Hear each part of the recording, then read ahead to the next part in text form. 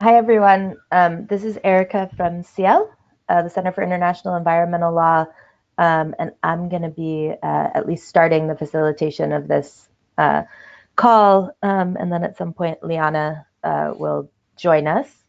So I wanted to thank you all for being here and to thank UNDP for organizing this and having this call about the first REDD GCF project.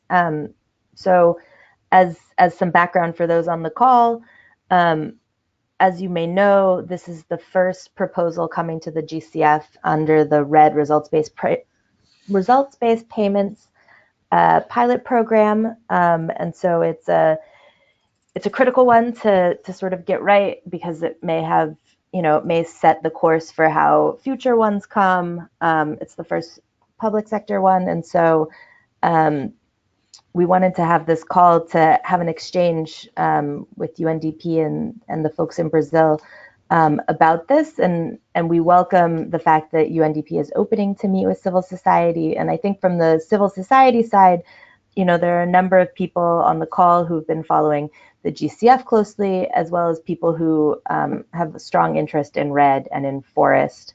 And so that's sort of the premise for this call. I'm just going to go through a couple logistical things before we start. So the first thing is that we wanted to check UNDP would like to record this call so that they can make the webinar and the presentations that they're going to do on it available later if people want to watch that. So is everyone okay with that? And if not, please let us know or raise that in either by raising your hands or in the chat as I sort of go through the other logistical options. So obviously we're using GoToWebinar. If for some reason you can't hear us, please use the sound check option to make sure that it's configured properly. If it's choppy, you can try and, as it sometimes is for me, you can try and close down other internet applications. Everyone's microphone, for the most part, is going to be muted so that we can reduce background noise. But if you want to ask a question, please click on the hand icon that's in your dashboard and wait to be called on. And people can just raise their hands, and it's first come, first serve. And so we'll follow that order. And we have Fernando from UNDP here to help with all of the logistics and all of the technical aspects of this. And then when you finish talking, please, again, mute your microphone just so that we can make sure that everyone can be heard. You can also type your questions in the chat box, and someone can read them out loud if that's easier, or if you're having trouble talking or being able to get in. So that's on the sort of technical aspects. As you may remember, this webinar is scheduled for about 90 minutes, and hopefully we'll be able to keep it to that time. But if there are further questions and if people want to keep talking, there's not necessarily a hard stop for the people from UNDP or from the ministry in Brazil, and so we won't have to cut off questions. And then I know many of you, like me, will be going to Songdo, and I believe that UNDP is planning on having another sort of presentation and meeting about this funding proposal that they'll organize in Songdo for people there. So if people are interested in doing that, please let the folks at UNDP know if you want to join for that and sort of further engage in this process. So I wanted to quickly run through the agenda and introduce the speakers. So the agenda that we've sort of set out for this is that we'll start with a brief presentation sort of on REDD+, results-based payment, and the GCF pilot program, just so that we make sure that everyone is on the same page and has the background and understands what we're talking about. And so there'll be a brief presentation from UNDP, and then there'll be a time for questions for clarification or anything you have. And then they'll talk briefly about REDD+ in Brazil, the participative process, safeguards, and implementation. And that'll be about 20 minutes, and then a period for clarification questions. And that will be done by people from the Ministry of Environment in Brazil. And then we'll go into the content of the funding proposal and sort of the selection process for the accredited entity, what activities are going to be included, and the environmental and social management of the project. And then we'll have more time for questions on that, and then we'll have overall times for questions and answers at the end. So hopefully that's okay with everyone. That's sort of how we laid it out, so that we can make sure this is productive, and that we're really able to so that civil society is really able to engage with the accredited entity and sort of discuss this important funding this funding proposal to make sure that it goes right. So the speakers that we'll have today, and apologies if I mispronounce your names, we'll have Patricia Maria Sousa de Abreu from the Ministry of Environment in Brazil. We'll have Bruno Guay from the UNDP Climate and Forest team, who I believe will also be UNDP's person in Songdo, and Jen Laughlin, who works with UNDP's Climate and Forest team and is the global advisor on social and environmental safeguards. So I wanted to thank all of you from civil society for joining us and for engaging. And I wanted to thank UNDP and the folks at the ministry in Brazil for having this opportunity and for being willing to engage and listen and interact with civil society and hear our concerns and sort of discuss the project with us. And so now I will turn it over to UNDP and I think Bruno to sort of give an overview of REDD and the GCF pilot program.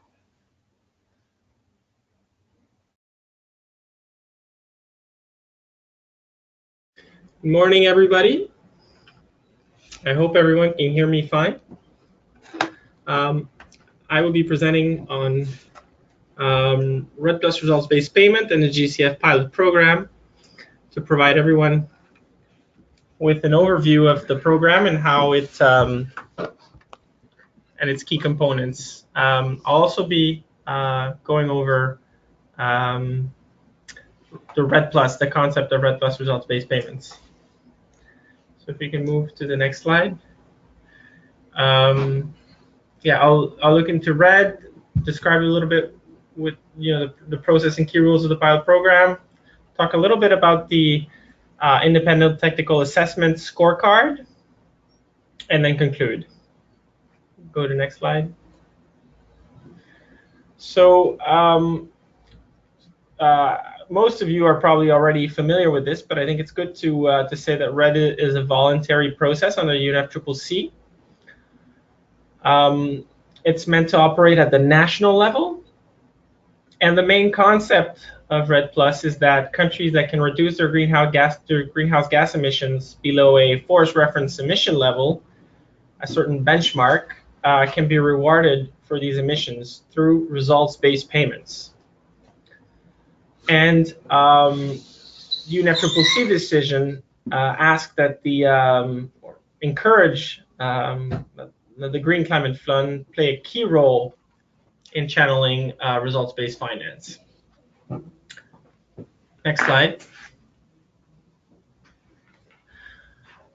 So the basic rules for the REDD mechanisms, they're enshrined in UNFCCC decisions, and that's often referred to as the Warsaw Framework for REDD+. And these rules stipulate that countries must have to access results-based payment, countries must have in place a national strategy or action plan, which is meant to address the drivers of deforestation, a national forest reference emission level or forest reference level, which is the benchmark that we discussed earlier, upon which performance is assessed, a national forest monitoring system, which is used to monitor and report emissions to the UNFCCC, and a safeguards information system, which is used to produce a summary of information on how UNFCCC REDD safeguards are being addressed and respected throughout the implementation of REDD activities. So once these elements are in place, countries can report REDD results in a REDD technical annex to their biannual update reports, which are sent every 2 years to the UNFCCC. So those results that are reported in this technical annex are the basis for countries to seek results-based payments, including through this pilot program. Next slide. So obviously, this GCF pilot program is different from a traditional project. In a traditional GCF project, countries or actually accredited entities request resources to implement in the future. And the funding proposal template is very much focused on a detailed description of how these resources are used, financial instruments, economic analysis, and discussions on financial sustainability. Whereas results-based payment, essentially what's happening is we're rewarding countries for past performance. So the GCF template for these results-based payment funding proposals allows countries to explain how proceeds will be used without having to provide the full-fledged description and justification of the use of proceeds as is done in a traditional funding proposal. However, the same level of rigor is required on how safeguards will be respected and addressed during the implementation of these results-based payments. So we think this was actually, GCF found a good way to operationalize these results-based payments in the spirit of the UNFCCC, ensuring compliance with GCF criteria without adding too much additional burden to countries, but obviously, like I said, maintaining the same level of rigor on safeguards. So next slide, please. Main observations here is that the GCF REDD pilot program is consistent with the UNFCCC decisions. The requirements to participate are the same as those set in the UNFCCC. The funding proposal review process builds on UNFCCC review processes for FREL and BUR technical annex. There's a full complementarity. We don't see duplicative or parallel processes, so I think that's very good. The GCF treatment of safeguards actually also builds on the summary of information on safeguards provided by the participating country to the UNFCCC. However, the UNFCCC talks about a stepwise approach, while the GCF scorecard is a pass-fail assessment. Another thing that's noteworthy is that the UNFCCC also discusses non-carbon benefits. And the GCF actually found a way to incentivize non-carbon benefits through this program, which is also something that's consistent with decisions. Next slide. Obviously, to operationalize the pilot program, GCF had to include requirements which are additional to UNFCCC.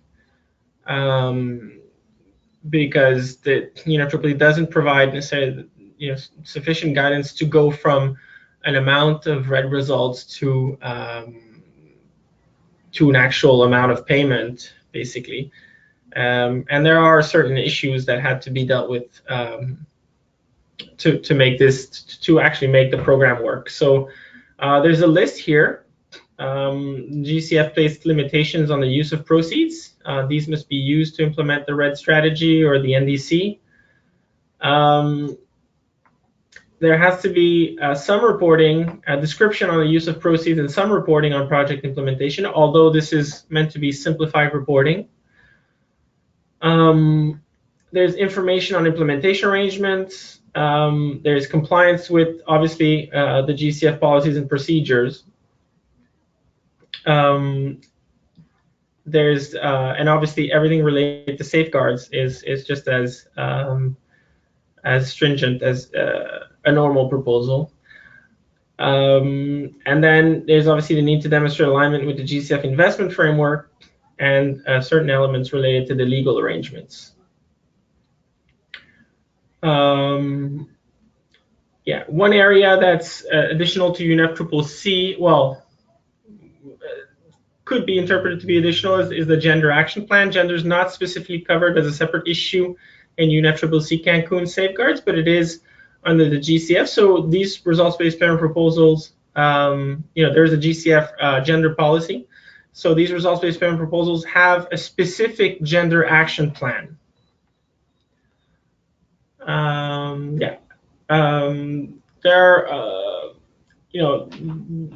We can't go maybe at depth right now through all of these additional requirements for the sake of time, but they are noted there for people's reference. Next slide. The ITAP scorecard assessment basically is the key element here. The countries will propose a volume of achieved ERs. This volume is translated into a GCF volume of ERs, applying a specific formula, which is that the volume of ERs offered is multiplied by the basically the percentage of the score that countries achieve in the scorecard. So of the total volume offered, if countries get a 75% score, let's say in the scorecard, then they will get there will be a 25% discount on the volume offered, and you will get to the GCF volume of ERs. Based on this GCF volume of ERs, you get to the volume to the amount of payment by multiplying by $5 per ton of CO2. And for proposals scoring a 2 on the assessment for non-carbon benefits, there's an additional 2.5% payment. Next slide, please. So on this Scorecard assessment, it seems like the overall approach is appropriate to deal with the complexities of REDD requirements in a transparent manner. But there are a few challenges and issues for improvement, we think. In terms of the process, there's no space for discussion and clarification with countries once the ITAP and the GCF have decided on a score. So this can lead to potentially misinterpretations or disagreement on the actual score. Perhaps this could be improved. Some criteria use a pass-fail approach, which differs from the spirit of the UNFCCC, which speaks about a stepwise approach, so where countries can progress over time. So perhaps we could think of a system that's more gradual and doesn't necessarily fail countries, but provides higher discounts on volumes for lower performance. That perhaps need to provide more clarity on what constitutes evidence of a safeguards information system. There's also the issue of the difference between the GCF environmental and social safeguards and the Cancun safeguards. And these are notable differences that are not necessarily easily reconciled with regard to content, detailed application, and reporting. And that makes retroactively reviewing REDD activities for consistencies with the GCF environmental social safeguards challenging, especially given that these were not even known or in place when REDD activities in question were designed, and therefore not necessarily considered and built into the planning and the implementation of REDD national strategies. So yeah, that's one. And then finally, there's also the challenge of looking at activities to see if they're consistent with the GCF investment criteria in the past. Generally speaking, obviously, these activities were designed to mitigate climate change, respecting safeguards. So obviously, they are conceptually aligned, but nonetheless, this can be a challenge. Next slide, please. So in conclusion, I think we can say that overall, we consider that GCF struck a good balance between remaining consistent with the UNFCCC decision and creating the necessary additional rules to operationalize the program. Perhaps a pass-fail approach may not be the most appropriate when we're working with a view to increase the number of countries that are in a position to obtain results-based payments. as encouraged by UNFCCC decisions. Some criteria could be clarified and improved, but obviously, systems will improve over time, hopefully. We think we could build in space for discussion and clarification with the Secretary and ITAP when they make assessments. There's a little bit of an issue which we don't really have much time to discuss, but it's unclear what the indicative country-specific allocation of funding will look like for Brazil and other countries in the context of the pilot program. Countries, when they submit one proposal in the pilot program, they're expected to keep reporting REDD+ results all throughout the eligibility period of the program, and come back to the GCF with new funding proposals. So it'd be interesting to see how that's built into the system, especially given the availability of adequate and predictable funds to pay for these results beyond the pilot program.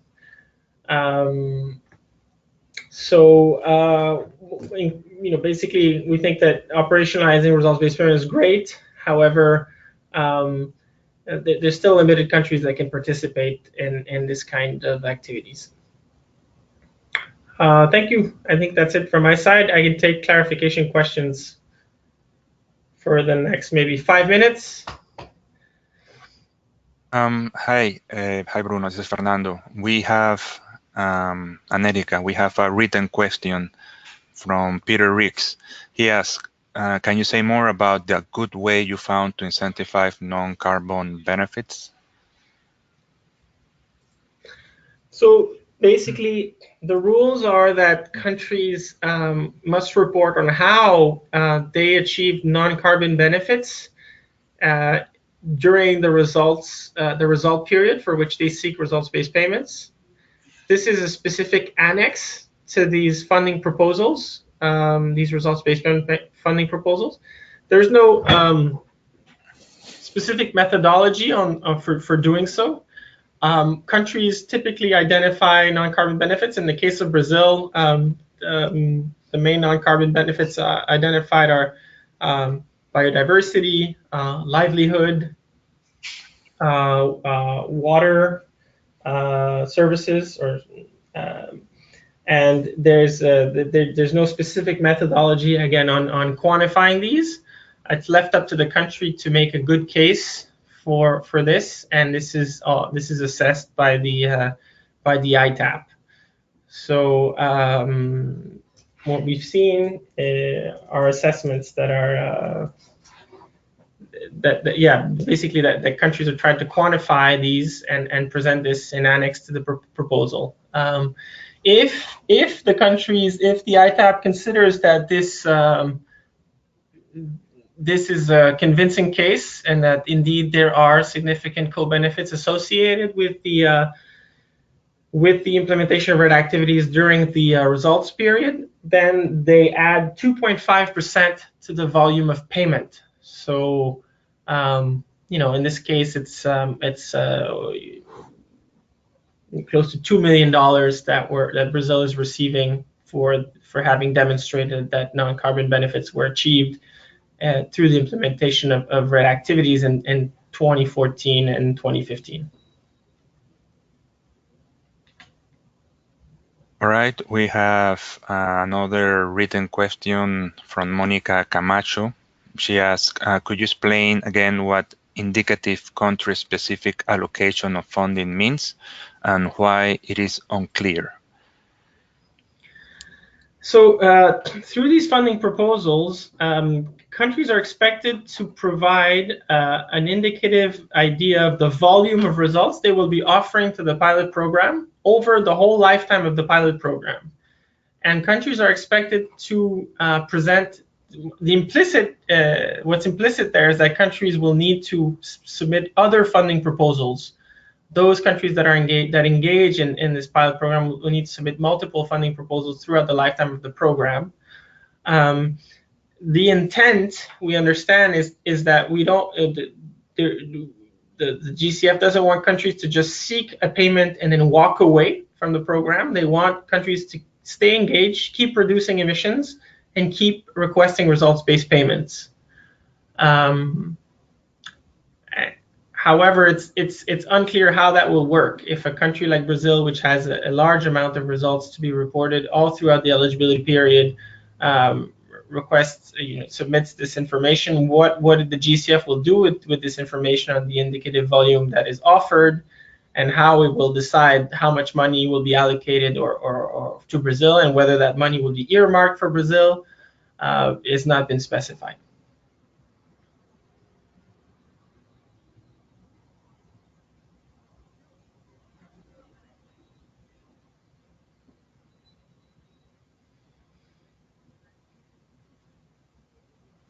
Any other questions? Yes, Jutta Kill here. Yes. I have one question for clarification. Could you say something about the rationale for creating what you call the challenge by accepting a proposal that includes action before the actual policies of the Green Climate Fund were available? So what was your rationale for accepting a proposal that includes crediting for action in 2014, 2015? Well, obviously UNDP does not make that decision, nor did the government of Brazil. These are the rules of the pilot program, which are established in the terms of reference. But if we can speak to the rationale, it's consistent. The rationale is definitely consistency with UNFCCC decisions. So the UNFCCC decisions, the system for REDD+ is created such that countries will always be seeking results-based payments for activities that have happened in the past. Once they have demonstrated results, then they can seek results-based payments. So that is how the UNFCCC decisions, that's what they say about how the REDD mechanism should operate. The system is designed so that results are always reported in the biennial update reports that countries submit to the UNFCCC. So it's a technical annex that they submit, ideally every 2 years. That's how often biennial update reports should be submitted. So that's how the UNFCCC system is built for REDD+. So there's obviously a challenge is to make sure that whatever the GCF does is consistent with UNFCCC decision, doesn't go against these decisions, but at the same time also respects GCF policies and criteria for investment. Does that answer your question?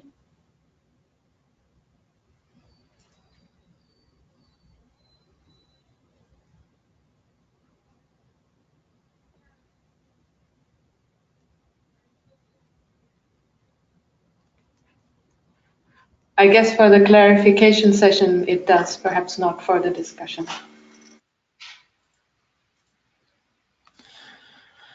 Erika, do we have time for one additional question? Yeah, I think so. Yeah, okay. This is from Bruno Brasil de Souza. He asked, could civil society organizations have access to resources from GCF using results-based projects?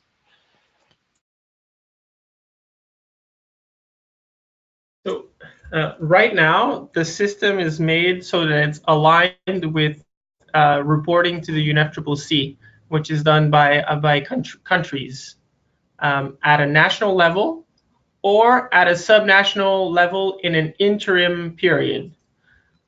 So this is very much dependent on how the results, on a national process for reporting to UNFCCC. That being said, the way that these resources are used domestically or at a national level, once they're disbursed, is up to the countries. So the countries can choose to create policies that would reward or provide incentives for NGOs or other civil society organizations to undertake activities, and that system could be performance-based. And I think that's also the intent of the Floresta Plus program that will be presented later.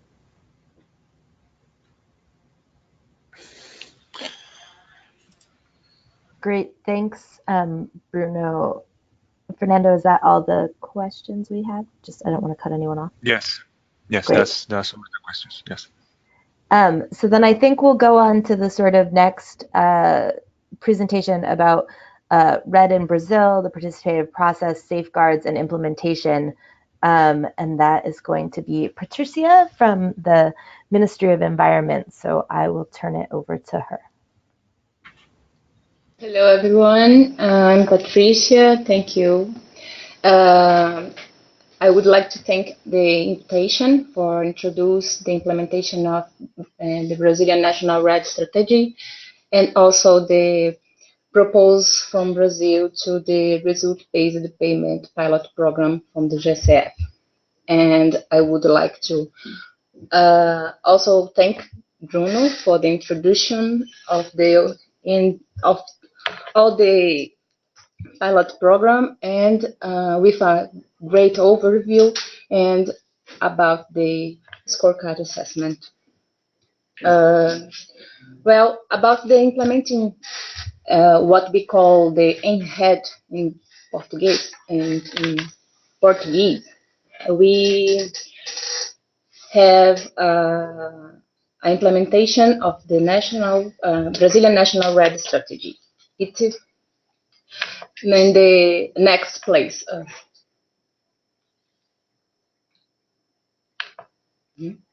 Next slide, please.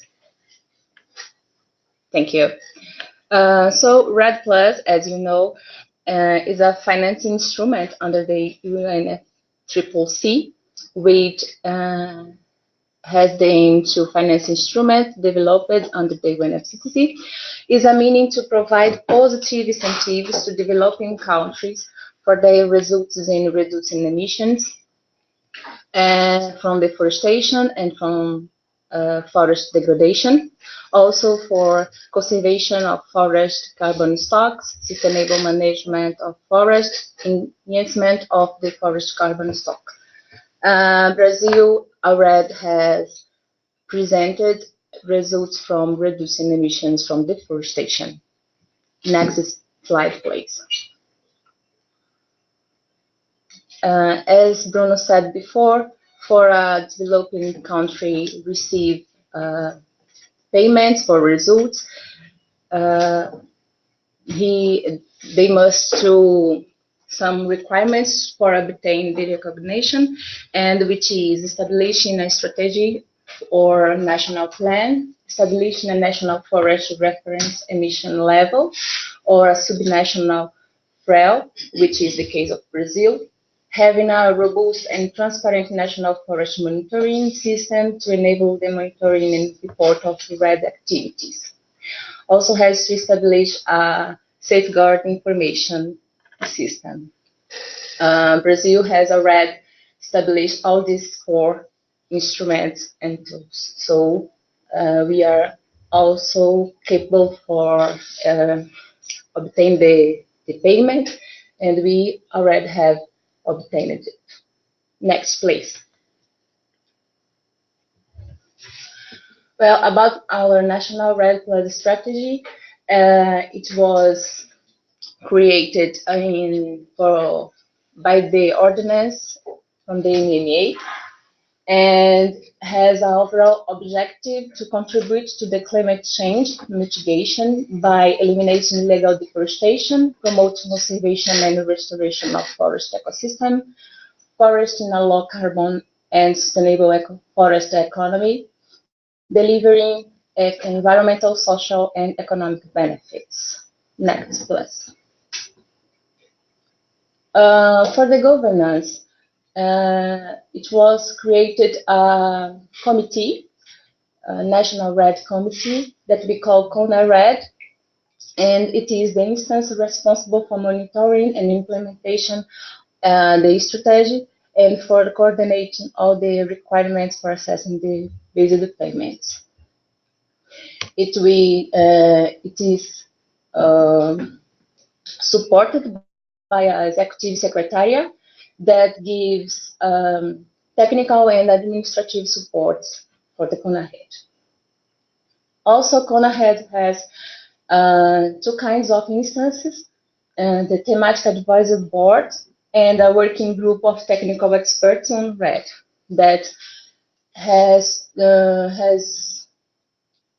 have been helped the CONAHED to establish its resolutions. Please, another slide. Just, yeah. And REDD has created 3 thematic advisory boards, one for fundraising and distribution on non-reimbursable resources, federative relations, who has the aim to involve all the state levels for the negotiations and establishment of the interactions and alignment between the state level and federal level. And the thematic advisory board about safeguards. Next, please.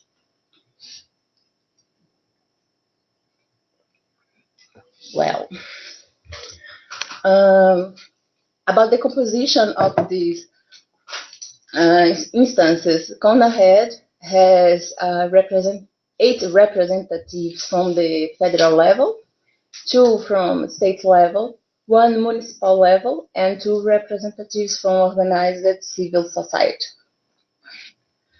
About the composition of the 3 thematic advisory boards,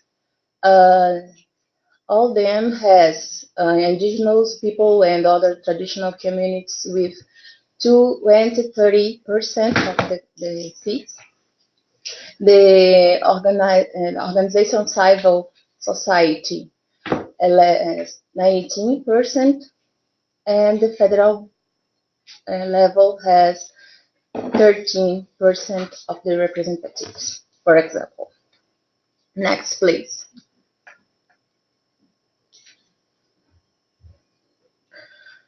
Okay, now working a little bit about the working group of technical experts on REDD+. It was established in 2014 as a permanent group. It is composed by experts in forest, climate change, ecology, mapping, and international negotiations, and has the objectives for surviving and gathering information and data for land use change, and forest MRV in Brazil. Also for quality control of Brazilian REDD technical submissions to the UNFCCC, supporting the Ministry of the Environment and the Ministry of Economy now through the assessment process of submissions. Next, please. The work group has delivered some results, which is about the Amazon biome and Cerrado biome, and then together add up to 73% of the national territory. And we also presented results from reducing emissions from deforestation in Amazon for the period 2006 to 2010 and 2011 to 2015, already recognized. Next, please.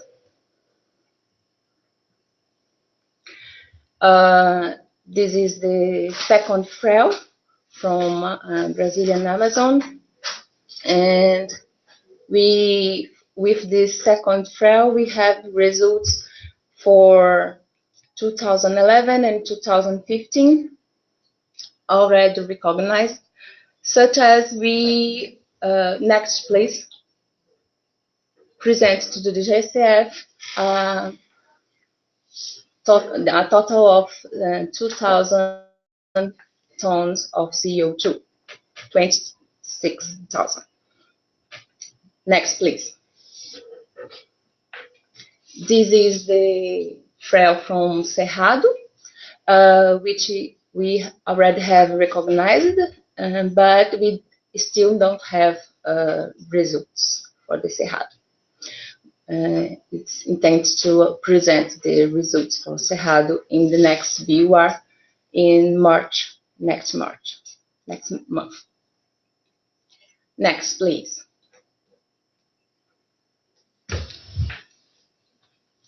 About the safeguard information system, the CONAHED, as I said, established a safeguard advisory board, which has the aim to coordinate a participatory process for the systematic implementation of REDD plus safeguards in Brazil, and to provide inputs for the accompaniment of how the Cancun safeguards are being addressed and respected for Brazil.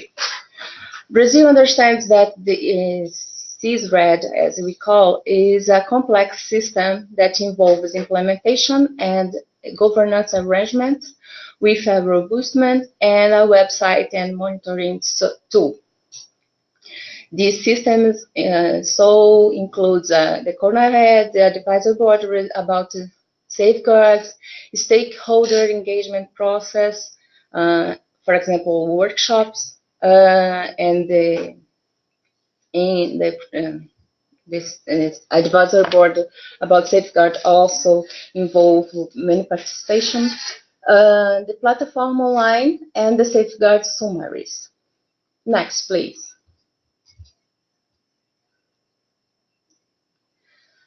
There is summary of safeguards. Brazil already has presented 2 summaries. The second one includes information on addressing and respecting REDD plus safeguards in Brazil throughout the implementation of initiatives to reduce emissions from deforestation in Amazon biome, and information about the national circumstances, describes each safeguards according to the Brazil context, as well as the relevant system and policies. And it is important to understand that Brazil has many policies and systems that try to guarantee the safeguards. And for start, the federal constitution has many articles that guarantee rights and the conservation of environment.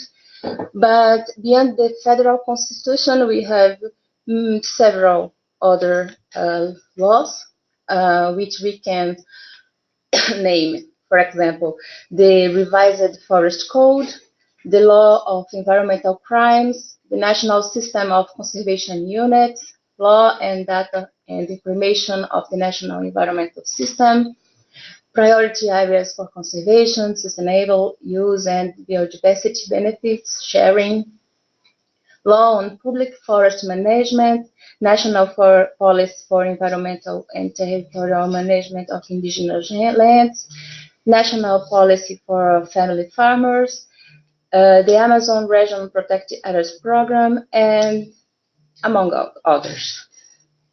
Next, please. One example about the many participation process that we have there in Brazil, we can say about the improved safeguards information system that was realized in 2019 for a creation of a new analysis methodology for the system.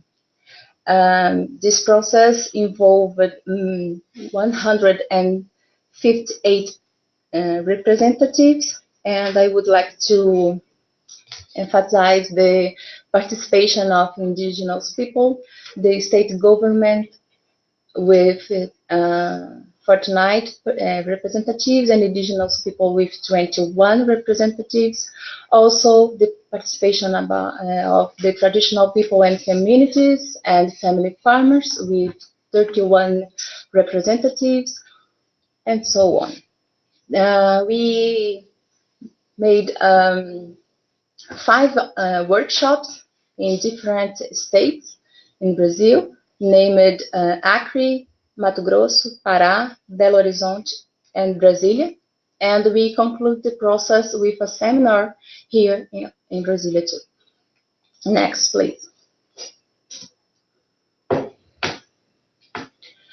Well, for the next steps for the in REDD, we are intending to developing of an interactive online interface for safeguard information, construction a national trail for deforestation, construct a trail for forest degradation, specific for the Amazon biome initially, submitting results in reduction emissions from deforestation in Cerrado for the period to 2011 and 2017, and also for Amazon biome for the period 2015 and 2017. In the next BUR, which is submitted which will be submitted in March this year. Also, as you know, implementing a result-based payments project approved by GCF. And that's it for the start. Thank you. I will continue to talk about the program specifically after the questions and concerns. Thank you.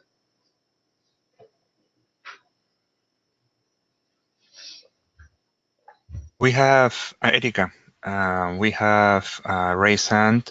Jutta Kiel, go ahead.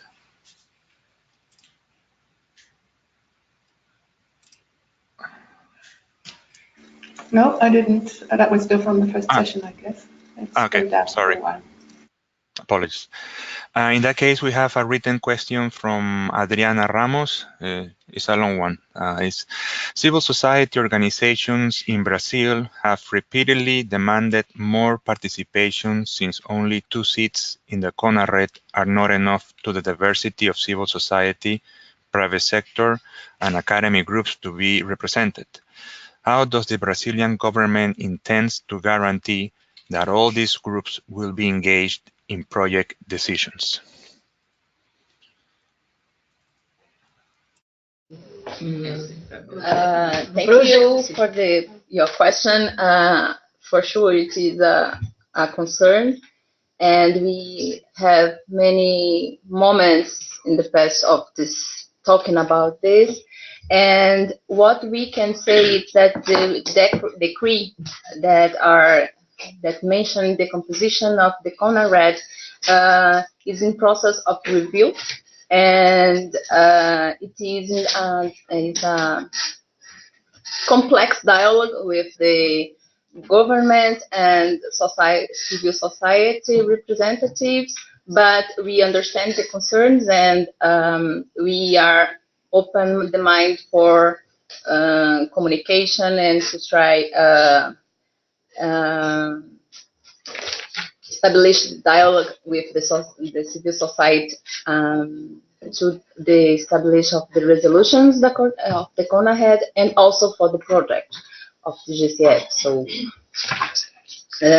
we have the advisory board that already has the participation of the civil society, and it is which are the spaces for the dialogue and for proposed advices and concerns and points of views for the CONA-REDD. So yeah, that's it. We are open to dialogue, and the federal government is still continuing to dialogue with the society, the civil society.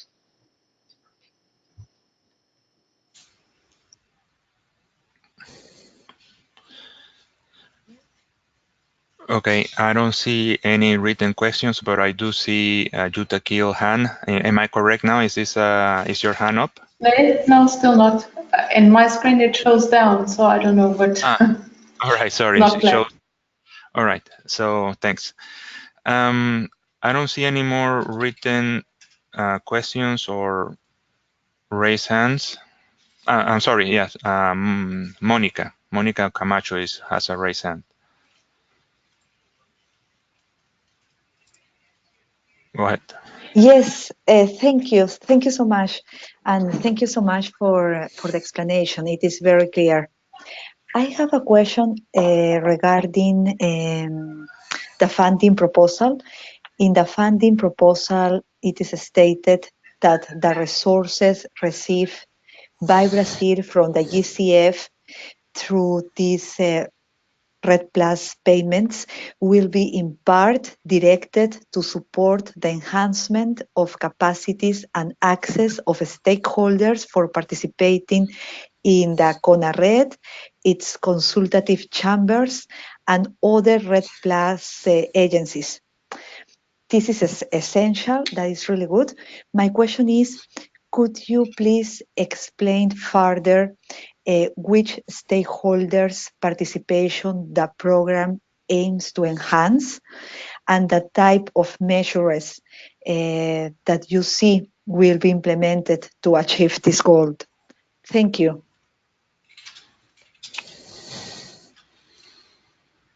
Thank you, Monica, for your question. Well, we have another presentation that I intend to present the part of the use of the proceeds of the proposal, and for sure, it's a part of the proceeds will be used for the implementing of the REDD, and it also is for improving the participation and the engagement of the stakeholders, especially we are talking about the indigenous people and the local communities.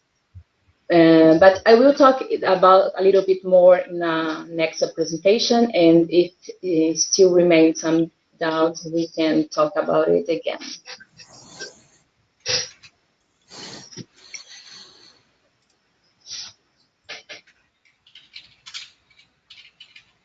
Great. Are there any other questions? For written questions, I don't see any, and I don't see any raised hands either. So no. Great. Then I think that that question sets up well the next sort of part of this webinar, where we'll go into the content of the funding proposal. And so the ministry will talk a bit about selection process and the presentation of activities in the funding proposal, and then UNDP and the ministry will also talk about the social and environmental management. And so they'll do their presentations, and then we'll again have time for clarification questions, and then we'll have an open session for questions as well. And just so you all know, the presentations will be available after, and we can send them out. So I will turn it back to you all. Okay, thank you again. It's Patricia. I would like to start with saying that the proposal was constructed with many hands, and I have here my colleague, Gabriel Louis, who is talk about specifically the program of Forest Plus. So I will talk a little bit about the program, the proposal, and specifically about the the second component, that is the implementation of the national REDD Plus national strategy. Well, in response of the GCF REDD Plus results-based payments pilot program, Brazil, please, the next.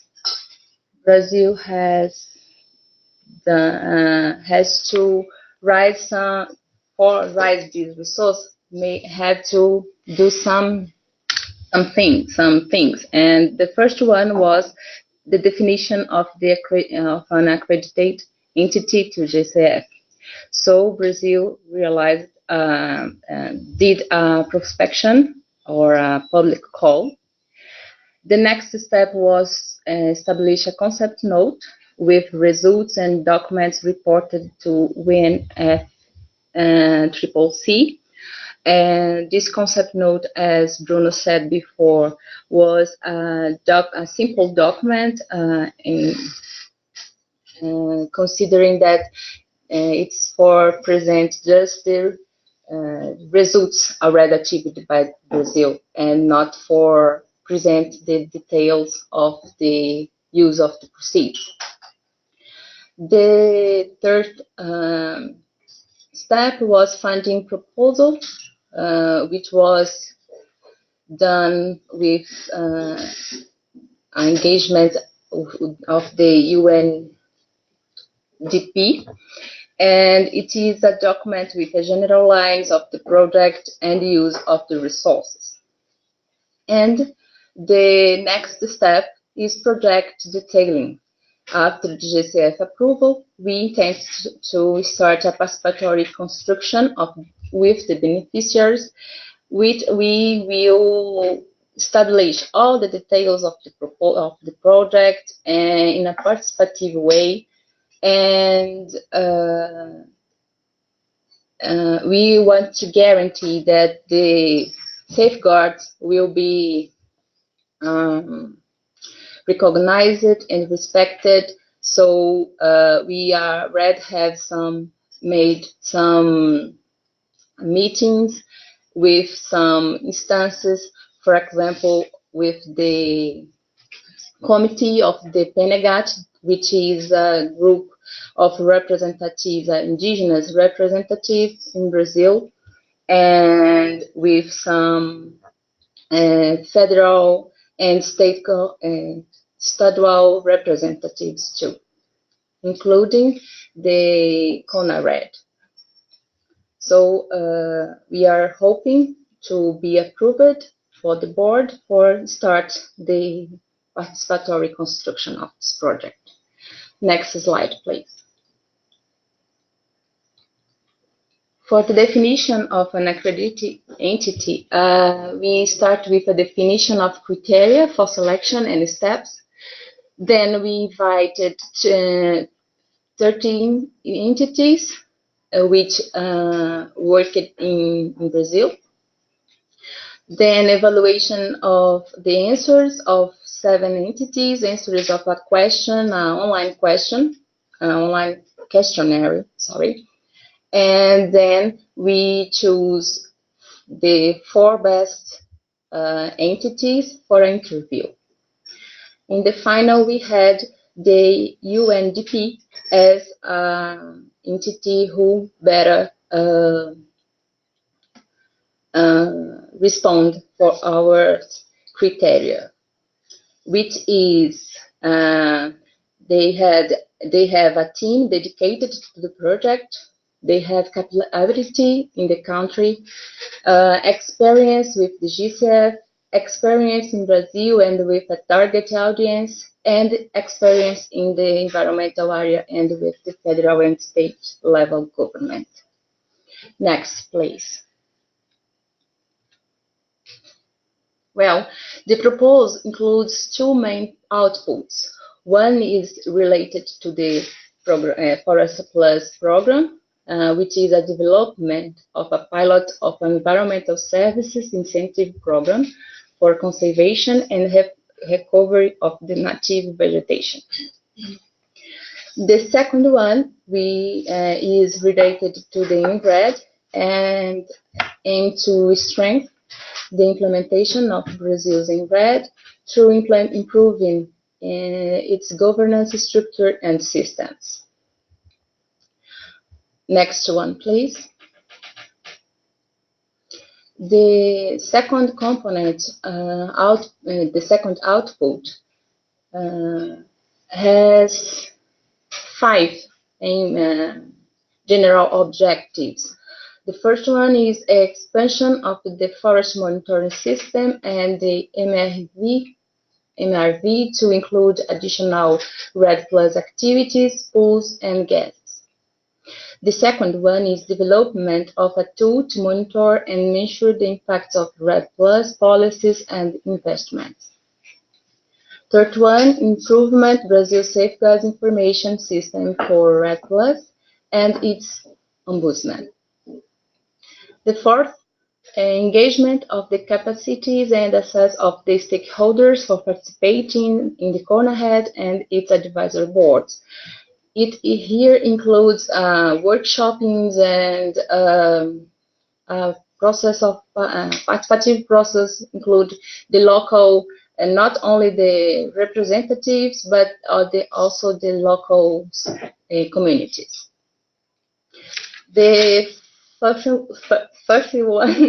South-South cooperation program in the forests and climate change. Next one, please. For the allocation, about the resources allocation, we can see in the graph that the Floresta Plus pilot program will use about 30% of the resource, and the component of the implementation of the national strategy, 7%, and the project manager will need to 10% of the resources. Next one, please. And now I would like to invite my colleague, Gabriel Rui, for talking a little bit about the Forest Plus. Thank you. Hello to all. Thank you, Patricia, for sharing with me the presentation, the opportunity to talk to you a little bit more about the Forest Plus initiative from the Ministry of Environment in Brazil. We're going to have an overview of the program here. Then if you have specific questions, I think that you're going to have time to share with you specific details. It's important to notice, first of all, as Patricia mentioned some slides ago, Brazil has a very strong legal framework and background related to the forest sector. So all the work that we have done over the last months in preparing this proposal is based in this very strong legal framework that we have. Some of you may be aware of some of these main instruments that you have in the country, and as Patricia already mentioned, one of the most important political and legal instruments that we have in Brazil, it's the Forest Code, as we call here the Forest Code. And this Forest Code, it has an article that for us here in Brazil, it's a very famous article, that's Article 41, that it has a very strong command for developing an instrument, to develop a format, a way to give economic incentives to the population, to the people that are related to forest conservation in the country. This law is very important for us because it has a very strong command also for the private lands in the country. So Brazil has a huge set of forests that are in the public hands, but we also have discovered over the last years with the implementation of the Forest Code that we also have a very big share of forests under the private hands as well. So the Forest Code is a very strong legislation that gives the commands for the private lands to conserve and to restore forests and other forms of native vegetation. So with this Article 41 that I'm not going to read for you, we're going to have the material. We have the command in the federal government to put in place a program to support, with one of the objectives is to support a payment, an incentive to environmental services and the private lands, and together with other legal backgrounds, we have also the chance to implement that in public lands. So this is our first background and command under a policy instrument to propose this project that we are presenting to you today. Next slide, please. Besides the Article 41, we also have the Article 58 in the Forest Code that gives us the obligation for us to promote, to implement, besides the economic incentives, also the technical and financial incentives to promote the conservation of the areas under the private hands, and also the restoration. So we have two very clear instruments under our main legal instrument, that's the Forest Code, to promote at the national level a program to incentivize the the finance, conservation, and restoration of forests and other forms of native vegetation. So next slide, please.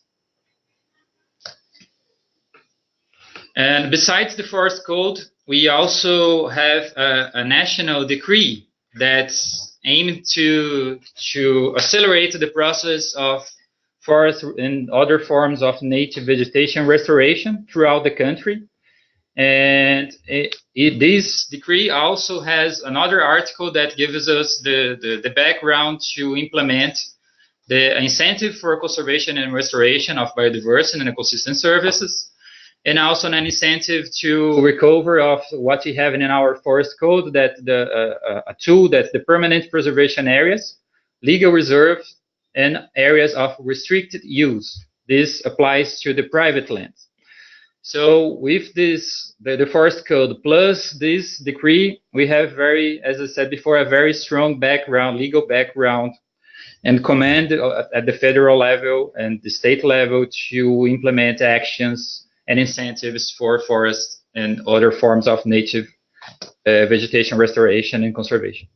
Next, please. Besides that, it's totally attached to our international commitments. So as I said before, we have our national legal framework, but we also have our international commitments related to the forest sector. So the Brazilian NDC has very strong forest component, which includes actions related to strengthening and implementation of the forest code, aiming a zero illegal deforestation in the Amazon up to 2030, the restoration and reforestation of 12 million hectares of forests, and the promotion of sustainable management of native forests. So this is totally related to our REDD implementation strategy, and gives a very strong support for us to reach our target in NDC, that's to reduce 37% of greenhouse gases emissions up to 2025, considering the 2005 baseline. So this proposal, all these instruments that we are relating here, are very well connected to our national commitments, but as well with our international commitments. So based on that, we are proposing this pilot program that's called Forest Plus, Floresta Mais in Portuguese, which has the purpose of reward monetarily the activities of conservation and recovery of native forests and improvement of ecosystems that generate environmental services, to prevent the occurrence of deforestation, forest degradation, and forest fires through financial incentives, to encourage the recovery of native vegetation of rural properties, protected areas, indigenous lands and settlements, and other territories of traditional peoples and communities, to value the performance of rural landowners and settlers, indigenous peoples, and traditional communities in the conservation and restoration of native vegetation, to promote the compliance with environmental legislation, especially that focuses on the protection and recovery of native vegetation, and to provide a financing mechanism to promote the development and implementation of public policies for the conservation and recovery of native vegetation. We're going to see that a bit more detailed on the modalities of implementation that we have in the project. So next slide, please. So the beneficiaries and the areas covered by the Forest Plus, the idea is to have the small farmers in their properties, and since we have commitments of conserving and restoring native vegetation in Brazil, the idea is to compensate, to reward farmers that have additionalities in terms of conservation, and also areas that need to be restored. So we're going to explain that a little bit later. It also includes the indigenous peoples and traditional communities in their territories, so indigenous lands, protected areas, and other traditional territories. And the last component related to the public and private institutions and civil society to support them and promoting innovation and solutions related to the forest sector. So these are the the beneficiaries and areas that we are aiming to cover in this proposal. We also have set next slide, please. We have 2 screens here, so sometimes it's a bit confusing. So we also have set some guidelines for prioritization. So we have, this is an initial proposal for guidelines. We're going to have to discuss that under the governance that we're going to be established in this proposal, in this project. But this is a general first view on the criteria for prioritization. So, for example, higher occurrence of deforestation, forest degradation, and forest fires, priority areas for biodiversity conservation that we have established here in Brazil already, and also priority areas for recovery of native vegetation. That's something that we are discussing today in the Ministry of Environment to also have establishment of these kind of areas. The buffering zones of protected areas, that's an area that is established under our national protected areas system. Priority watersheds for human supply, and integration with other public policies related to conservation and recovery of native vegetation. So these are the first general criteria that we have established, but we are definitely going to discuss that further during the detailing of the project implementation. Next, please. In terms of the modalities of implementation, we have established 4, could say, modalities or components of the Forest Plus. The first one is what you're calling the Forest Plus conservation. Then the second one, the Forest Plus restoration. Then Forest Plus communities, and lastly, Forest Plus innovation. The first 2, we're going to have direct payments for small farmers. So based on the concept and the monetary systems that we already have in the country related to the implementation of the forest code, we are able to see how much forest we have in each private property throughout the country. So we can establish the areas that are mandatory by law to have in these properties, and the areas that we have as a deficit of considering the implementation of the forest code. So assessing this information, we are able to establish a payment for each hectare of area that we have as a surplus of native vegetation, and also an incentive as well for engaging these farmers, the small farmers, and forest restoration. So the idea here is to have direct payments based on each hectare that is offered to the program. That's why you have direct payments here. And here we have the 2 other components, modalities, that Forest Plus communities and Forest Plus innovation.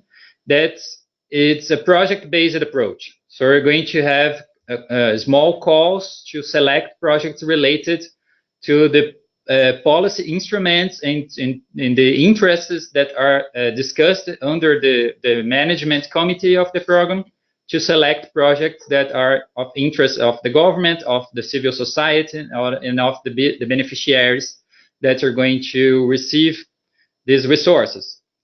It is the case for Forest Plus communities and also for Forest Plus innovation, that you're going to have these calls to select projects that are related to forest management innovation, forest restoration, and some kind of subjects that we're going to decide under the management committee of the project that's going to be established. Next, please. In terms of resources allocation, as Patricia has showed, we have a big chunk of the resources that are reserved for Forest Plus. And inside Forest Plus, we're going to trying to set as much as possible of resources for the direct payments and direct use by the small farmers and the communities in terms of the resources allocation. So our main objective in the beginning of the thinking about this project, it was to find a way to have this money reaching the end, the edge of the chain, having this money in the hands of the beneficiaries as much as possible. So that's why we're trying to set these resources in a way that the modality 1, 2, and 3 having most of the resources. Next, please. In terms of funding, as I said before, we have a legal framework for implementing that. And for us, we see this project as a pilot project under a bigger strategy for implementing payment for ecosystem services in the country. So that's why for us it's very important to have the good establishment of this first phase, as we see here, of this project, and then have the chance to find and to do another fundraising with other sources of resource. So we already have mapped national funds, for example, other international funds, the private sector resources, the public budget that you are using REDD in terms of the staff that you're using to produce the proposal, and other sources of resources that we can put in the implementation of this program.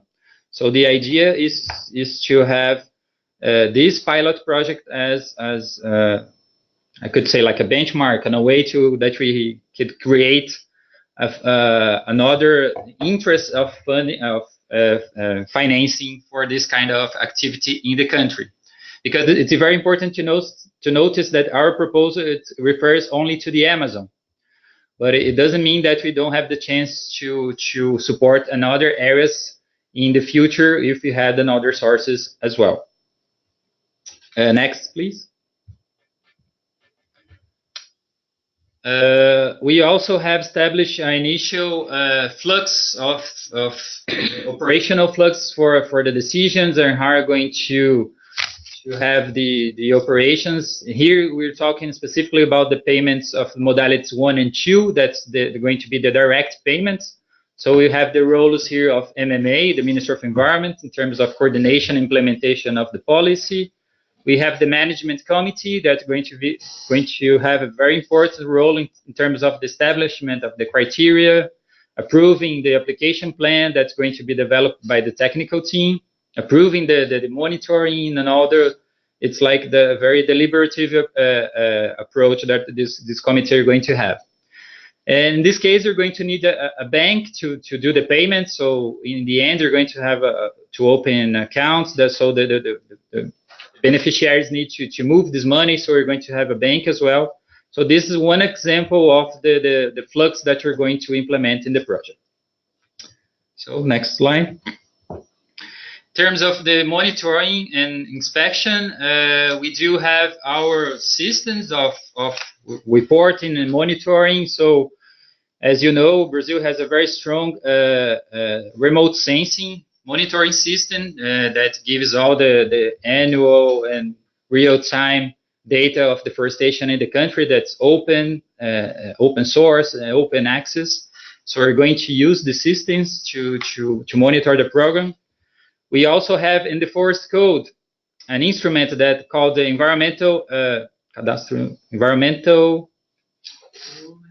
Rural Environmental Register, that we call in Portuguese CAR, that we're using as a base to select to register the information about each rural property in the country. The system is also open, so we can have information that was registered in the system that's freely available for external auditing, for transparency consultancies as well. So we're going to use this structure in terms of the monitoring, and also have very strong structures of control authorities in the country that can be used to have the monitoring inspection on the actions that are going to be implemented in the project. Next, please. So this is our, since we have constraints of time here, this is the main components and approach of the Forest Plus. And if you have questions regarding the pilot project, we are here to answer them. Thank you.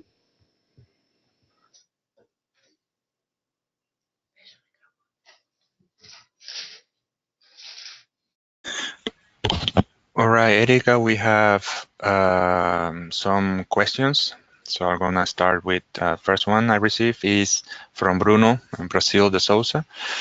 Which type of organizations are eligible for applying to become a GCF accredited entity? That's a question. Bruno responde.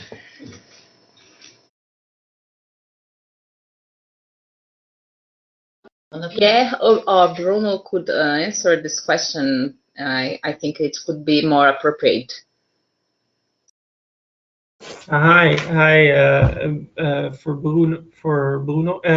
So there's an accreditation process. So entities can apply.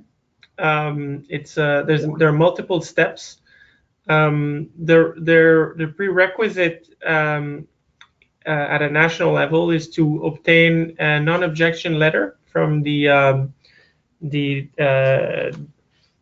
designated national authority of the host country where that entity is meant to operate. So in the case of Brazil, that would be the Ministry of Finance of Brazil. That is the only formal requirement to apply. And then there are requirements for accreditation, which are related to the adoption of fiduciary standards and the adoption of a environmental and social safeguards framework, a gender policy, an indigenous peoples policy that meet the GCF's requirements. So most institutions that have gone through the accreditation process are financial institutions, banks, or funds. However, there are NGOs that have been accredited to the GCF, some large international environmental NGOs,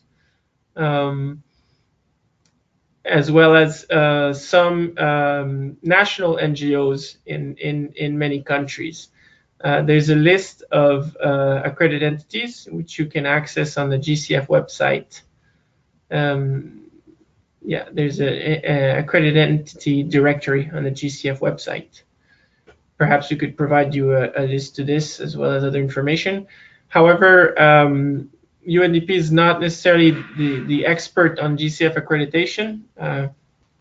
If you need more details, you should contact the Green Climate Fund directly. All right. The following question is a bit lengthy. And is from Coraina de la Plaza. The proposal has been elaborated considering a governmental framework and structure that has changed, including the mandates from MMA, FUNAI, MAPA, etc., which play a key role in the project. Also, in the ESMF, the screening, checklist, values for impacts, probability, and significance have been assessed under a different context. To what extent this proposal will remain as it is considering all the series of changes in the structure of the Brazilian state? What changes can the National Strategy REDD policy suffer?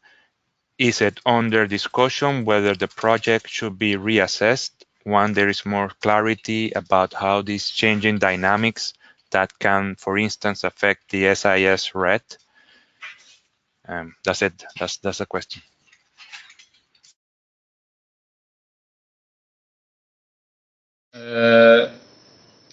So Gabriel speaking again. It's very important to notice that the mandate of the Minister of Environment and the structure remains.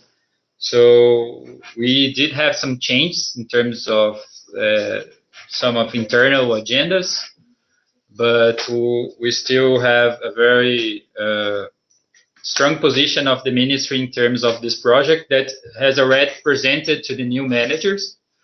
And we have support of the structure to keep running. We have conducted a consultation process with the Ministry of Agriculture, for example, and other institutions that are involved in the implementation of this project.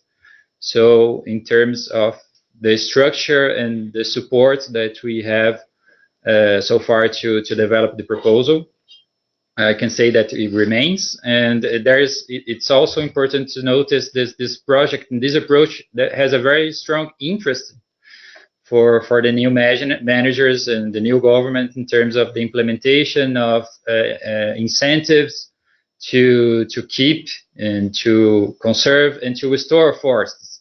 This is something that was already stated in several speeches and communicates from all the institutions that we have.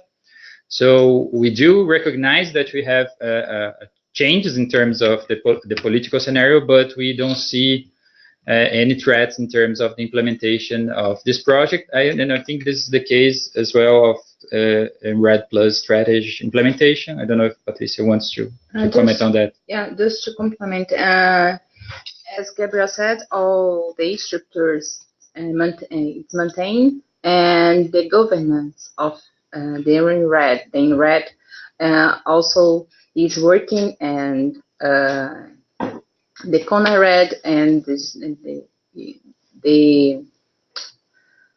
thematic advisory boards and the work group of national experts are working. So we don't have any changes so far for this. So we are still working, and the project has been well received by the new governance. So we think we will not have any big challenges in these concerns.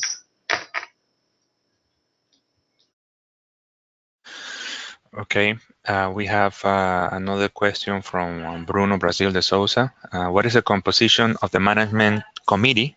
Who is seated in each chair?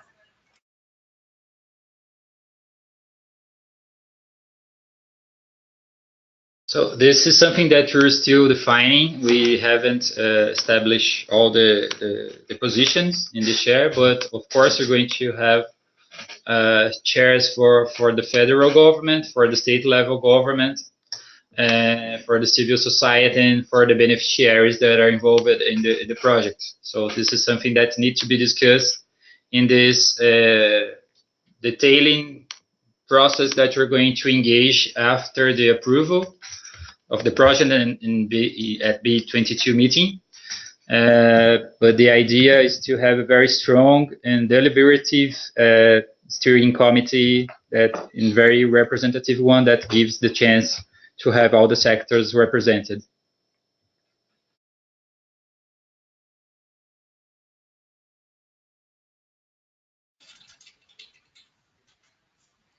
Thank you. Leanne, I think you wanted to say something.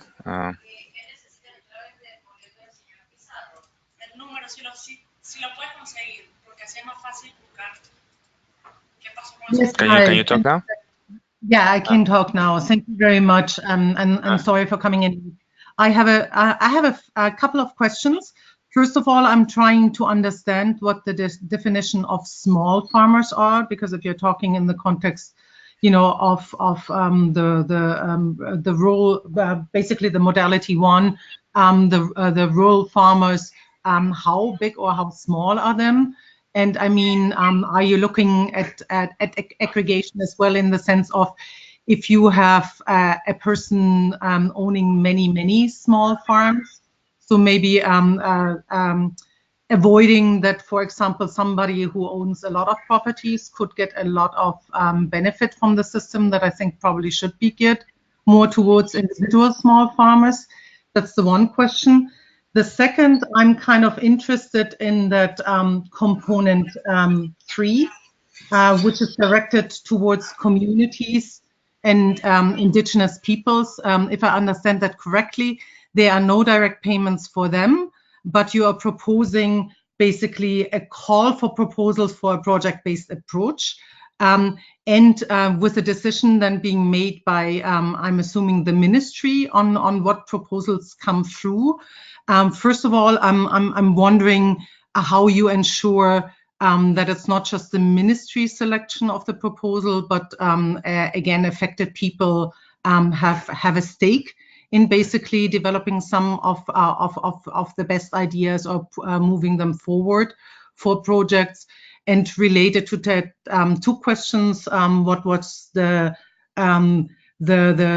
interest, or what was the allocation decision? Why is that 9% and, for example, not higher? Are you considering, for example, more participatory approaches, like small grant approaches for really very small scale projects under that, with kind of participatory decision making of affected peoples and communities? So I would like to hear a little bit more about that structure. And I take myself off, and thank you very much.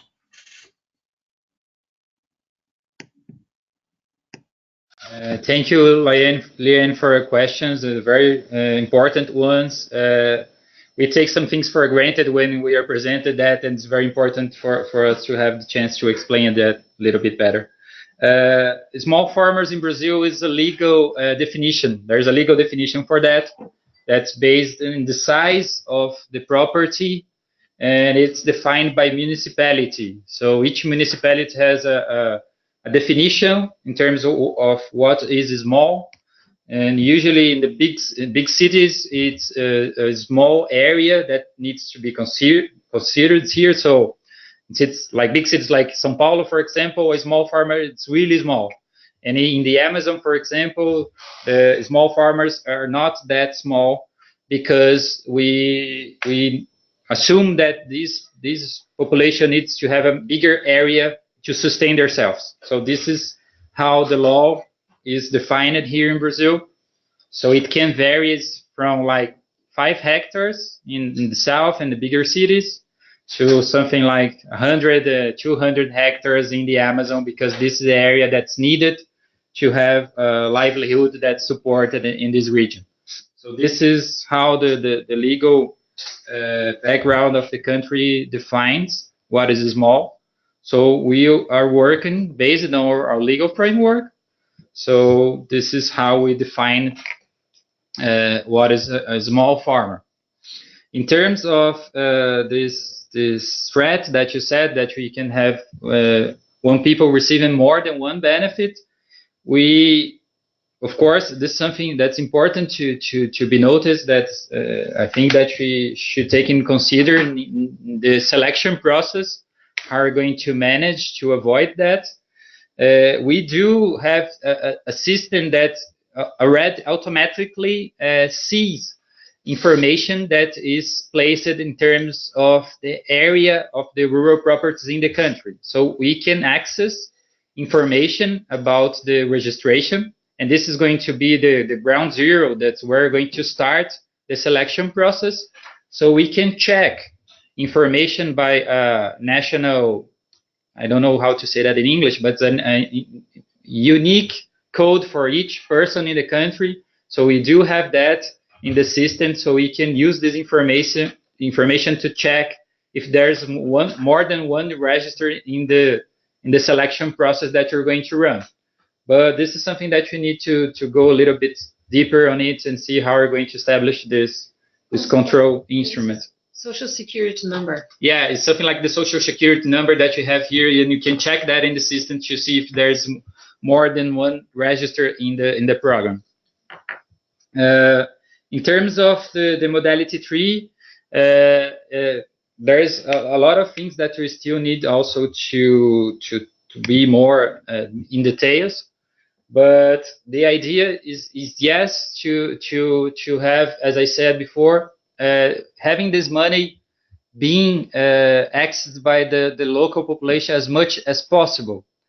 In terms of direct payments, it was very hard for us to find a way that compensates and gives the payments for results in a way that in places that we have communitary organization. So it was easier for us to find a way to have direct payments for families, comparing to the way to have direct payments for associations, for example. That's why, based on our previous experiences here in the country with other projects, including with UNDP, we find out that was the best approach for us in this case was to have the selection, this process of having projects based on the national policies that you already have established in the country, as Penegati, for example, that Patricia has explained, that the national policy for environmental management of indigenous lands, that has very strong steering committee as well, represented by a lot of traditional indigenous populations, to have establishing these priorities and axes of action, using these policies to have the selection, based on these projects, have the selection of areas and subjects that's going to be funded. So this is our first approach. But as I said, we're going to need to go deeper on that in this initial implementation phase, detailing of the project. So that's why as well we have, since we're going to have, the idea is to have smaller projects because it's more handleable, it's more easier way to implement by these communities. The idea is to have as much as possible amount of small projects to be implemented by these communities. So this is the approach that we're having for this component.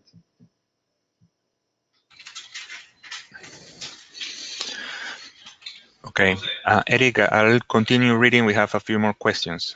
Is that okay? Yeah, I think that's fine, but I also want to make sure we have time for Jen to do her presentation, and then have more questions after that as well. Yeah, I have 3 more questions to go. Great. Okay. Jutta Kill asked for the direct payments. This will be for areas forested above the 80% required by law in the Amazon biome. Question number 2 is, for how long does a farmer have to commit to guaranteeing conservation after receiving payment? Will there be a contract involved? And the last question is, in relation to Objective 2 of Floresta Plus, preventing deforestation, can you give some example of actions that will be funded by funding received from GCF? Can you repeat the last question, please? Sure. The last part? In relation to Objective 2 of Floresta Plus, preventing deforestation, can you give some examples of actions that will be funded by funding received from the GCF?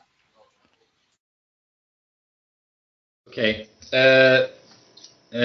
In terms of the components of the Forest Plus, the component 1 that we call Forest Plus Conservation is exactly that. This is the areas that are going to pay for the amount of forest that are going to be presented by each land, each farmer, above the 80% or the minimum legal requirement of this area. So this idea of the modality 1, that's Forest Plus Conservation. So it's correct. The idea is to have a payment for the additionality, what's beyond the legal requirement of these areas. In terms of the contract, how long is going to be?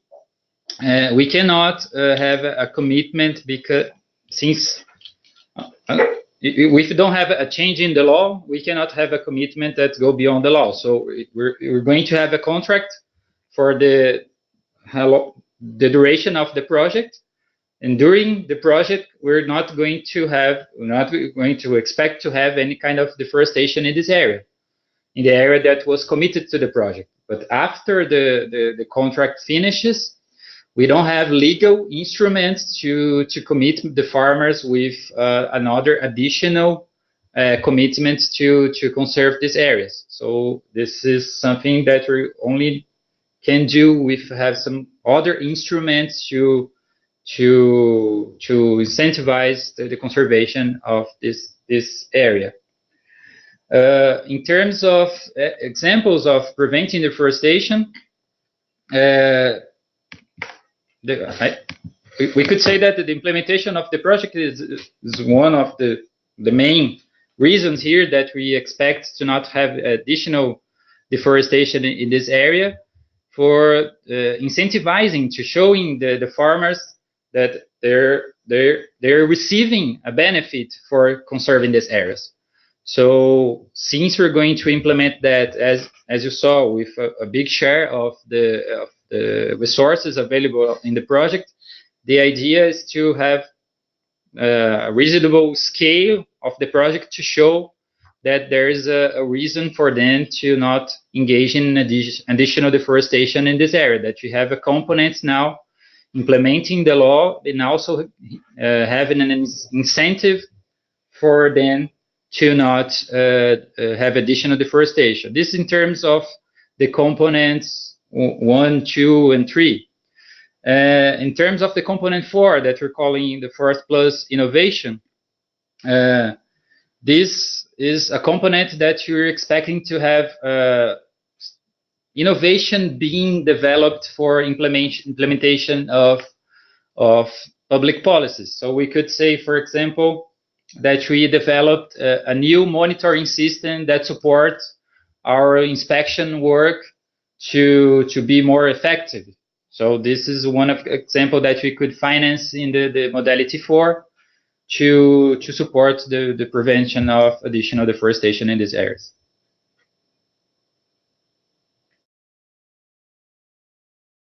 Sorry, this is Liane. Can I come in on that? Because I think that's a very interesting point. So if basically the payment for the ecosystem services, or in that case, the conservation, which is the largest part of the overall project finance, ends when the project ends, whatever you have in terms of conservation is obviously not permanent, but temporary, unless you combine it with activities or accompanying measures that actually help to shift farmers, their overall incentives other than the payment.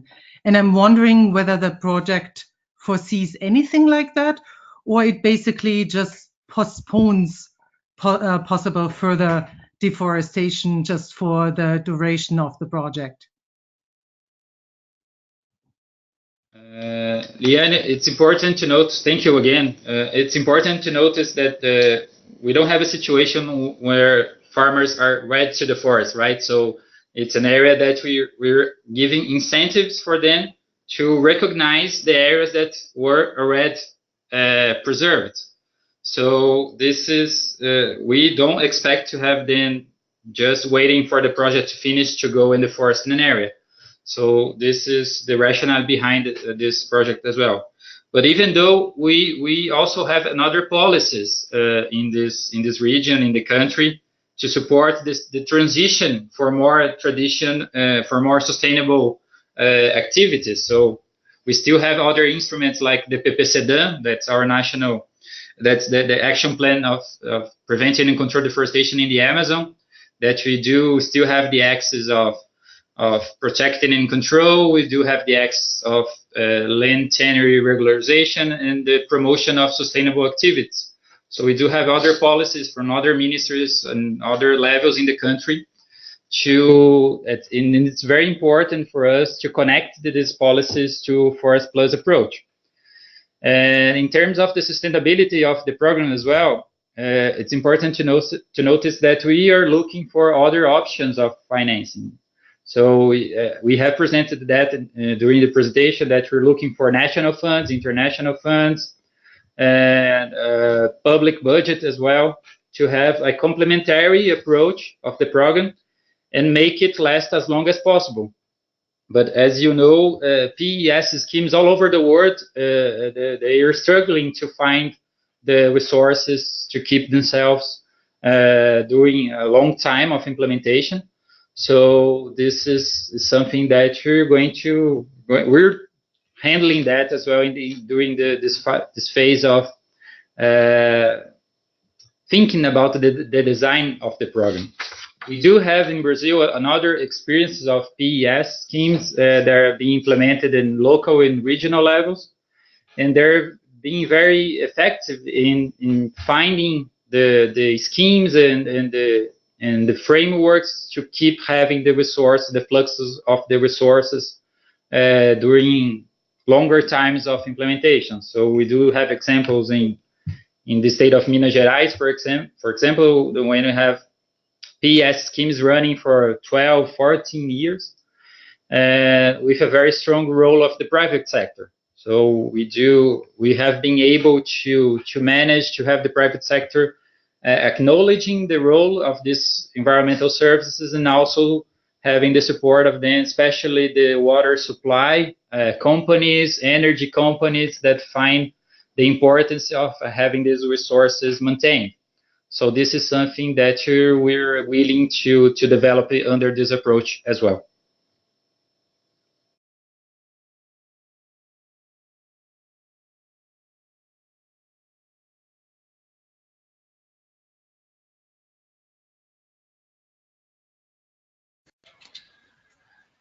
Thank you. Eric, I think for time's sake, we need to perhaps move to the next session.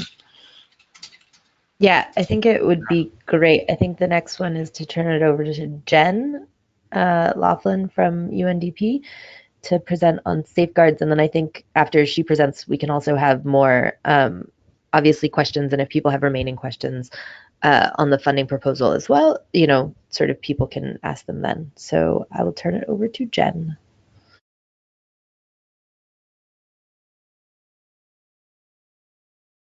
Great. Can you guys hear me? Or I'm just going to assume you can. Yes. Okay, great. Okay, so we've already heard a lot about the national framework, the national enabling conditions for the policies, laws, and regulations that are in place to address and respect safeguards. So that's really a great base to work from for this presentation. And what I'm going to be talking about is, in terms of the FP itself, what are the safeguards that are applicable, and what have we done so far to look at basically means of implementation from basically 3 key steps: screening, assessment, and management. And I'm representing UNDP as the AE here, so we're looking at it from a UNDP perspective. And again, everything that we present here is going to be based in, embedded in, and building on the national policies and laws that have already been presented here. So these are sort of over an additional and complementary. Next slide. So in terms of applicable safeguards, next slide. So we have 2 sets of safeguard requirements, those of the Framework Convention on Climate Change, the Cancun safeguards, which most of you will be familiar with, and then the GCF standards and policies. And then we've basically taken a means to mainstream and combine and harmonize these 2 sets of requirements through the application of UNDP's social and environmental standards. So we don't have multiple sets of requirements and multiple reporting frameworks, and also recognizing that Brazil has been using the UNFCCC as the basis for their safeguards application. We wanted to make sure that we were aligned with that. So next slide.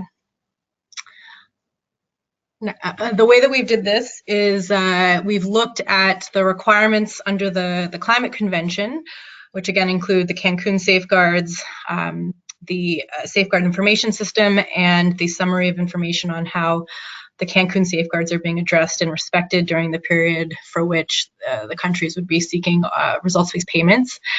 And we've aligned UNDP's policies to those, or basically matched and demonstrated consistency through a number of guidance and tools and matrices. And I'm not going to get into the details here too much, but next slide. So again, we're not going to go through all of this. This is just to give you a sense, and this doesn't even list all of the Cancun safeguards here, but we did a 1-to-1 matching of the Cancun safeguards to UNDP standards, where we did a sort of exercise to break down the Cancun safeguards into constituent elements, criteria based on international law and best practice out there, looking at what other countries have done, what other organizations have done to interpret the Cancun safeguards, and then we matched it against UNDP's own standard objectives and requirements. Next slide. We did the same thing for the GCF safeguard requirements. So as many of you know, requirement 1, the GCF has as their interim safeguard requirements the IFC performance standards, and we have done a one-to-one matching against UNDP's social environmental standards for those as well as part of the accreditation process to the GCF. And through that process, UNDP standards were recognized as consistent with the GCF safeguards. So in turn, we're able to apply our own standards. And then requirement 2 is related to basically the mechanism to do this, to do an identification of risks and a management framework. We have our own tools for that match the requirements of the GCF. Similarly, for requirements on the gender policy and the IP policy, UNDP's policies and guidance address all relevant requirements of the GCF. And finally, specifically for the RBP proposals to the GCF, we have the requirement on retroactive environmental and social assessment, which Bruno mentioned in the first presentation. And we have a, as I mentioned, a combined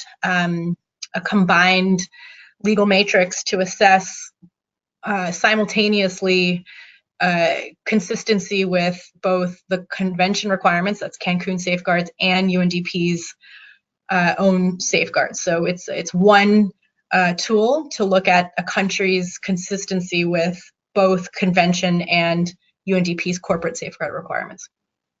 Next slide. To give you a quick snapshot of UNDP's social environmental standards, we have 3 overarching policy and principles related to human rights, gender equality, and environmental sustainability. And then we have 7 project level standards focused on biodiversity, climate change, community health and safety, which includes labor, cultural heritage, displacement and resettlement, Indigenous peoples, and pollution prevention. And then we have a corresponding policy delivery process, which outlines the means of applying the safeguards systematically across all of our projects and programs. Next slide.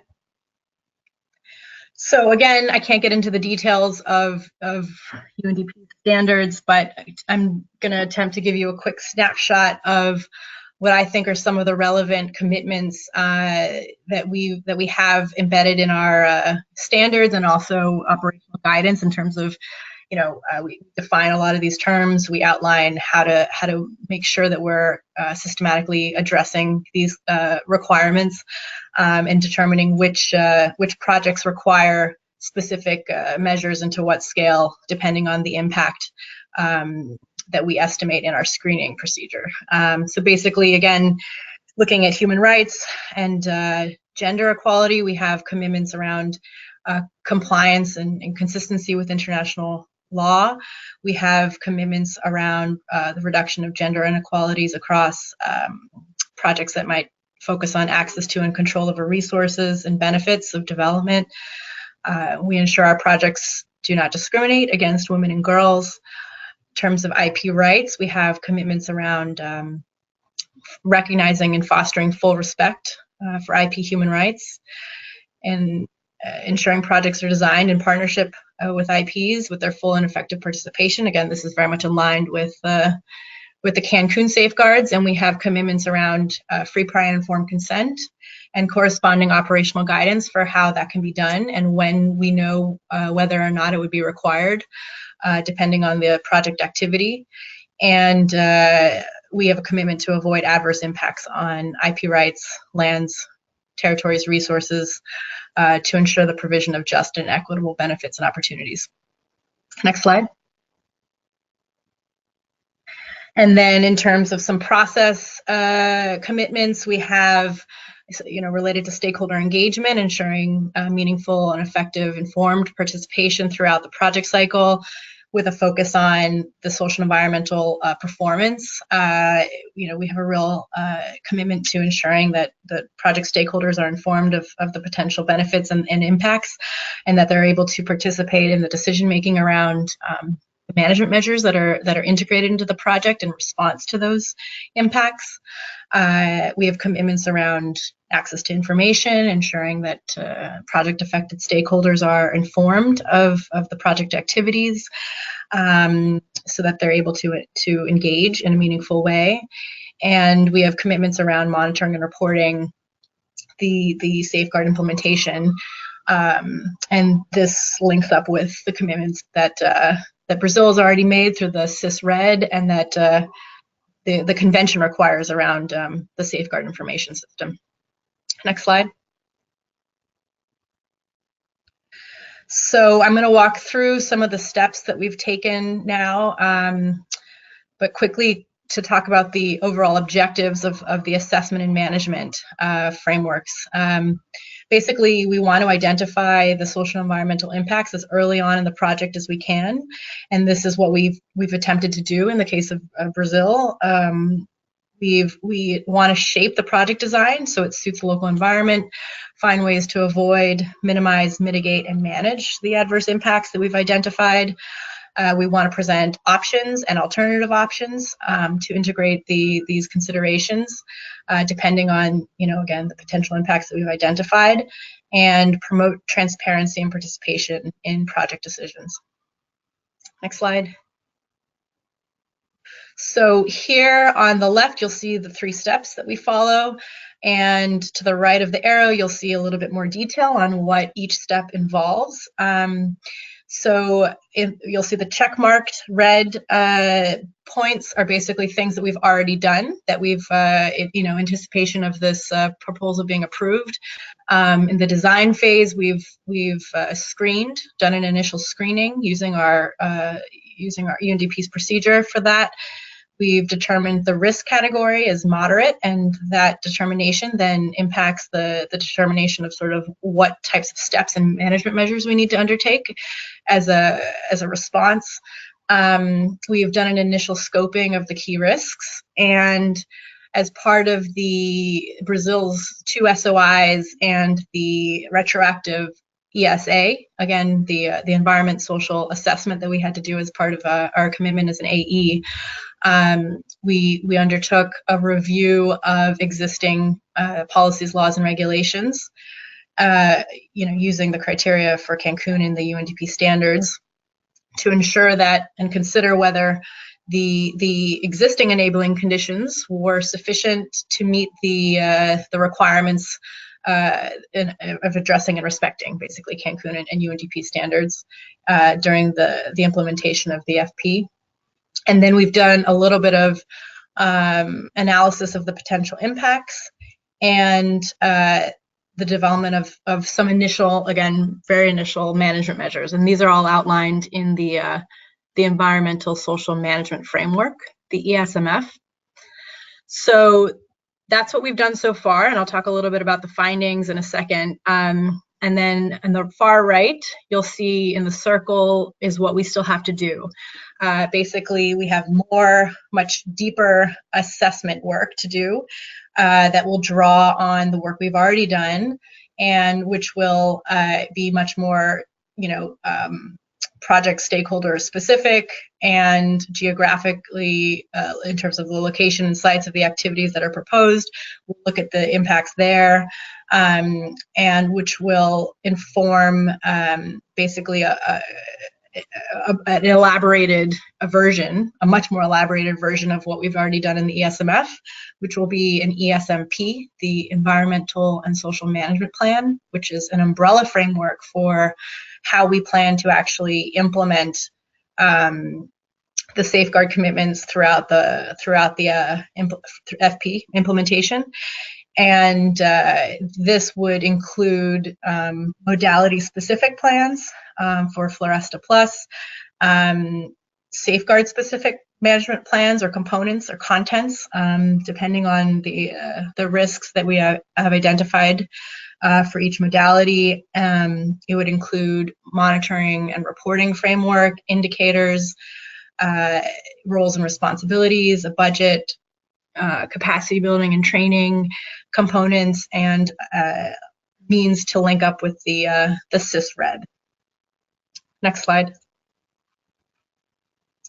So again, I don't want to get into the details on each of these in the upcoming slides because this was very initial assessment, and as has been mentioned, there's still a lot to do in terms of the design of Floresta Plus, but our initial screening has identified a number of potential impacts related to the standards that I mentioned, which is very natural when you have a project looking at benefit distribution, issues of beneficiary selection, taking place in natural habitats or near critical habitats, indigenous peoples' lands. We have issues related to governance, stakeholder engagement, decision making. We have issues related to payment. So, there's impacts across the range of standards that we have, and we reviewed this and considered this in the context as if there were no mitigation measures in place. So that's our best means of addressing the potential actual risk. And then next slide. This was then sort of calibrated and balanced against some of the assessment work that I mentioned before, where we were saying, okay, here are the risks, the potential risks that we've identified as outcomes or results of the unintended outcomes of the FP. And so what do we already have in place? What has Brazil already done? What does Brazil already have sort of in process to address and respect some of the key risks that we've identified? And we found both through a review of the SOIs and then our own internal ESA that there was a strong alignment of Brazil's policies, laws, and regulations with the UNDP standards and also with the Cancun safeguards. And there was a really good governance mechanisms in place to ensure representative stakeholder engagement, both in the implementation of, as a basis for implementation for Floresta Plus and also for the CIS-REDD going forward. We identified, that basically the commitments around, same commitments that UNDP has, same commitments that GCF expects, and that the convention expects related to full and effective participation, that the basis is there in the REDD strategy, and as well as in the legal and policy frameworks, which reflect a strong commitment to human rights, as well as rights to IPs and their territories of traditional use. And just as an example, which I think Patricia already mentioned, two of the guiding policies that are really critical for this work is going to be the National Policy for Territorial and Environment Management of Indigenous Lands and the National Council of Traditional Peoples and Communities. So these all form sort of a structure and a basis, and this isn't exhaustive at all. This is just a kind of a snapshot of some of the key findings of our assessment of the enabling conditions. But basically, we saw a good place to build on and to ensure that our frameworks are there going forward. Next slide. And then in terms of some of the management measures that we've identified, again, these are very initial and they're going to be developed much more detail in the next steps and following approval of the proposal. But we reflected, to address the risks that I presented in the last, the slide before the last, commitments again, stakeholder engagement throughout the project implementation, monitoring and evaluation of the engagement process by third parties where necessary. We have, to address the potentials for exacerbating gender inequality. We have commitments to, and actually quite detailed gender action plan that's already included in the ESMF, commitments around further gender analysis, ensuring that the stakeholder engagement plans are gender sensitive, the gender action plan as we elaborate it, includes relevant baselines and indicators to be monitored and disaggregated by gender and group of beneficiaries. We recommend prioritizing payments to women, particularly female-headed households, enhancing their access to credit and productive resources, capacity building and training. We recommend hiring a gender specialist to help mainstream a lot of this work throughout the project. There's many other things, many other details that we've actually thought about as a baseline for the next steps and the impact assessment that's going forward. Next slide. And then in terms of recommendations for specific to Indigenous peoples and traditional communities, we make it clear that the project activities that would occur on Indigenous peoples and traditional communities' lands would be implemented on a voluntary basis after adequate information is provided on the implications of the program. The project activities will build on existing local plans, and where those plans don't exist, we would ensure that they're designed in a participatory manner with the self-selected representatives of Indigenous and traditional communities leading the process. We've proposed an Indigenous and traditional peoples working group to help with the consultation process and the design of Floresta Plus modalities. We've proposed that some of the key land rights issues and beneficiary selection through the CAR will be further assessed in the ESIA coming up. And we've also talked about in the recommendations strengthening existing grievance mechanisms and noting that the establishment of an ombudsman on the violation of safeguards and REDD initiatives is already a focus of the CCT Safeguards Advisory Group's work. So a lot of this stuff is already, there's a strong basis for it. And so what we've recommended is either strengthening that base or just enhancing it or applying or looking more specifically at the impacts and then applying these existing mechanisms specifically to those potential impacts. Next slide. And I think I only have a few more slides, so sorry, and I know we're running late here. So I just wanted to give you a quick reminder of where we are. I know I talked a lot about different assessment and management frameworks, and I've used a lot of acronyms, and I apologize for that. So just to give you a snapshot, what we've already done is the ESMF, and that was part of the FP. And you can look at that online. It's available. It has many annexes that outline the next steps for assessment, basically. So what's in there again is the initial assessment, initial identification of risks, and what we want to be doing is going forward to the ESIA. The ESIA is going to look at more specifically at the impacts and will result in the management plan. Next slide. I think this is the last slide. So, basically what we're looking at is front loading the first year with, really serious local, subnational, national consultations with potential beneficiaries and stakeholders. Looking again at the options in terms of, all of the activities that we've outlined in the FP. Looking at the impacts on women, biodiversity, Indigenous peoples, cultural heritage, livelihoods, conflicts, and potential application of FPIC, and then developing the management plan with specific issue-specific plans and modality-specific plans as needed. I think that's it. So I'll stop and open it up.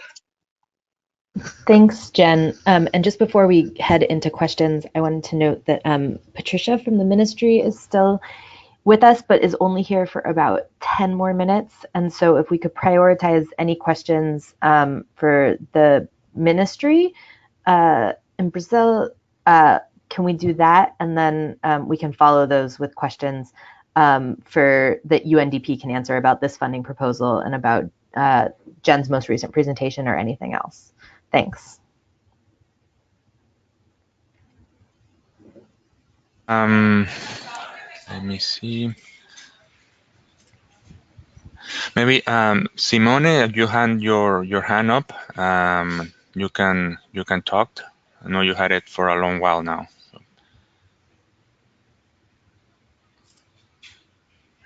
Okay, thank you very much. And thank you very much to all of you for taking your time for this webinar. That's appreciated. I guess it's mainly related, well, it's related to the entire project, but especially, of course, to the question that had been put before about the changed situation. I mean, how can implementation of safeguards be guaranteed in the new political context? Including safeguards related to human rights and participation. I think there's a lot of doubts about the whole consultation processes being able to happen in a free and environment without pressure in a situation context where about one environmental activist per week is being murdered nowadays in Brazil, sadly. Even this morning I received another very sad message about that. And then, of course, safeguards related to leakage, and that only that actually also very much refers to the project period of 2014 and 2015, as there's scientific evidence that actually quite some of the results have leaked away not only to other biomes, but also to other countries, including Paraguay, where I'm based. And then there's the safeguard related to permanence, of course. There's an obvious risk that there will be a reversal of results. And if you look at the project, this seems only be addressed by monitoring of illegal deforestation, not by monitoring of legal deforestation in the project description. And yeah, I realize that this all relates also to the challenges UNDP already mentioned about the retroactivity of safeguards, because these safeguards seem not to have been implemented during the actually period for which the payments are being claimed for. So how can we address this difficulty?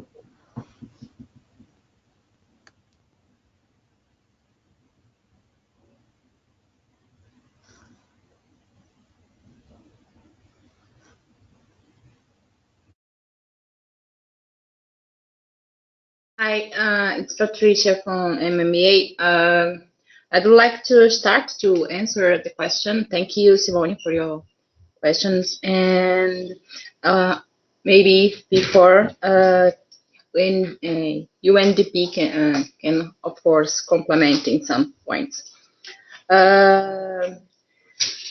Well, as we already said, we have many legal laws and policies that try to guarantee some human rights, and we are constructing all the system of information about the safeguards, about the REDD safeguards. For the use of the proceeds, we intend to construct all the system that will monitor and the ombudsman for implementing the ombudsman for get information and if it's the case execute some legally or not actions for stop the eventual action that goes against the safeguards. Of course, with the change, the politics change in Brazil, we have some structure arrangement that are being implemented and changing, and we are explaining and passing for information for the new governance about what is the safeguards and the importance of the safeguards and the actions of the PPCDAN or the PPCRADO, and they are still getting all this information, and we are sure that the safeguards will be continue to be respected in the future, especially in the use of the proceeds of this project to guarantee that the implementing of the project will be successful. So, of course, we have problems in Brazil, and it is a reality for all the world, but we are trying to get and construct many tools and instances that try to guarantee the transparency and the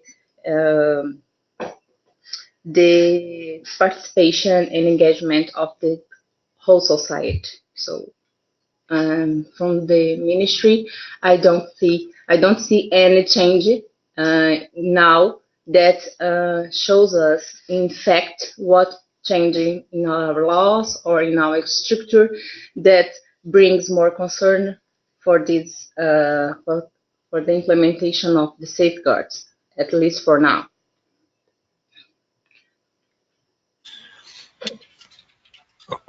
Okay. Hi. Thank you, Patricia. I'm sorry.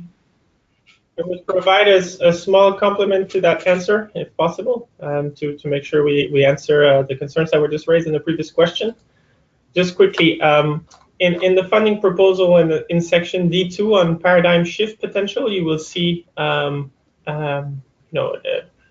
data that supports the what I'm going to mention right now. So I would encourage participants to go into the funding proposal and read for themselves. But obviously, one of the key points is that that's argued here is that the REDD Plus policies and measures, specifically the PPCDAM for the Amazon region, had an important paradigm shift impact, and that they managed to reconcile the natural forest protection with production, with an upward trend in agricultural output in states in northern regions of Brazil in years of lower deforestation rates. And we think that there's definitely a change in pattern, and agricultural output trend are no longer strictly following deforestation trends. There's also evidence that supports that this leakage in the Cerrado is not as significant. That actually the policies that are have been put in place in the Amazon have actually a positive impact to the paradigm shift that they generate. So what's been observed is actually a decrease in Cerrado biome deforestation rates starting in 2004, as explained in figure 18 of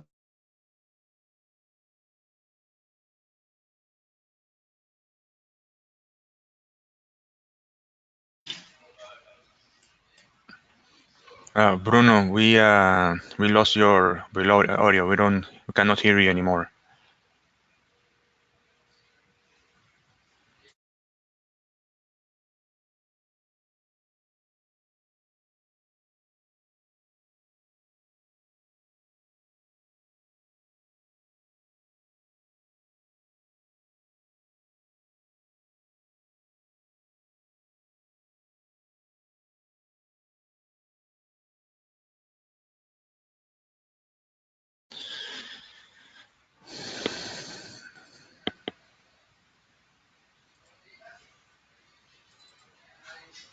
It seems that Bruno is having some technical difficulties.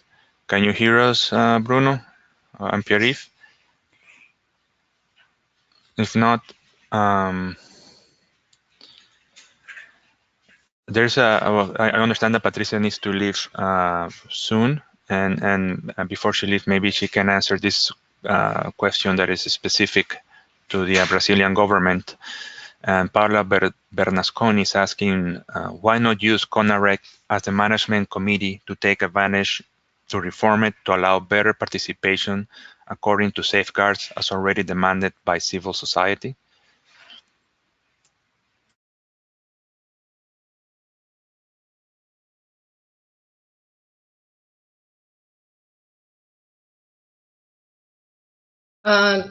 Okay, thank you.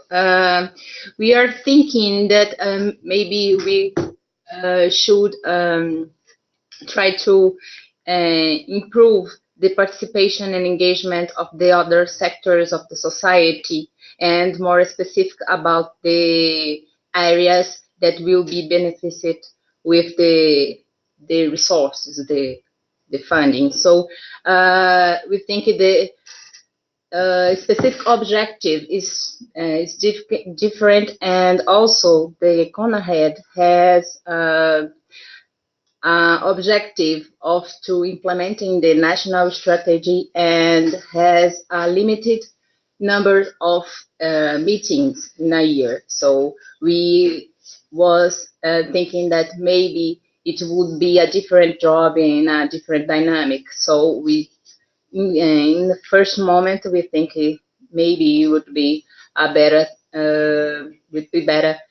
be different, and each one with a specific objective.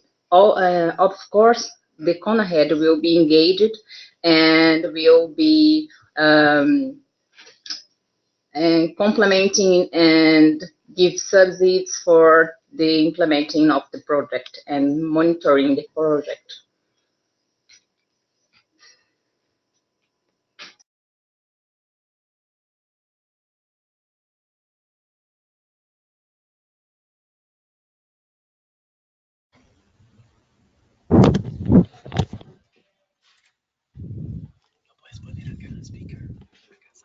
Sí, bueno. Many thanks, Patricia. I will move forward then with a question from Peter Ricks.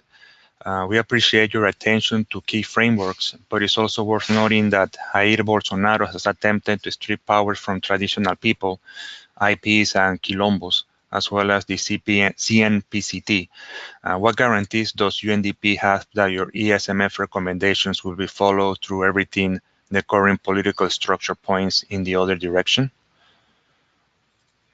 Así se escucha afuera.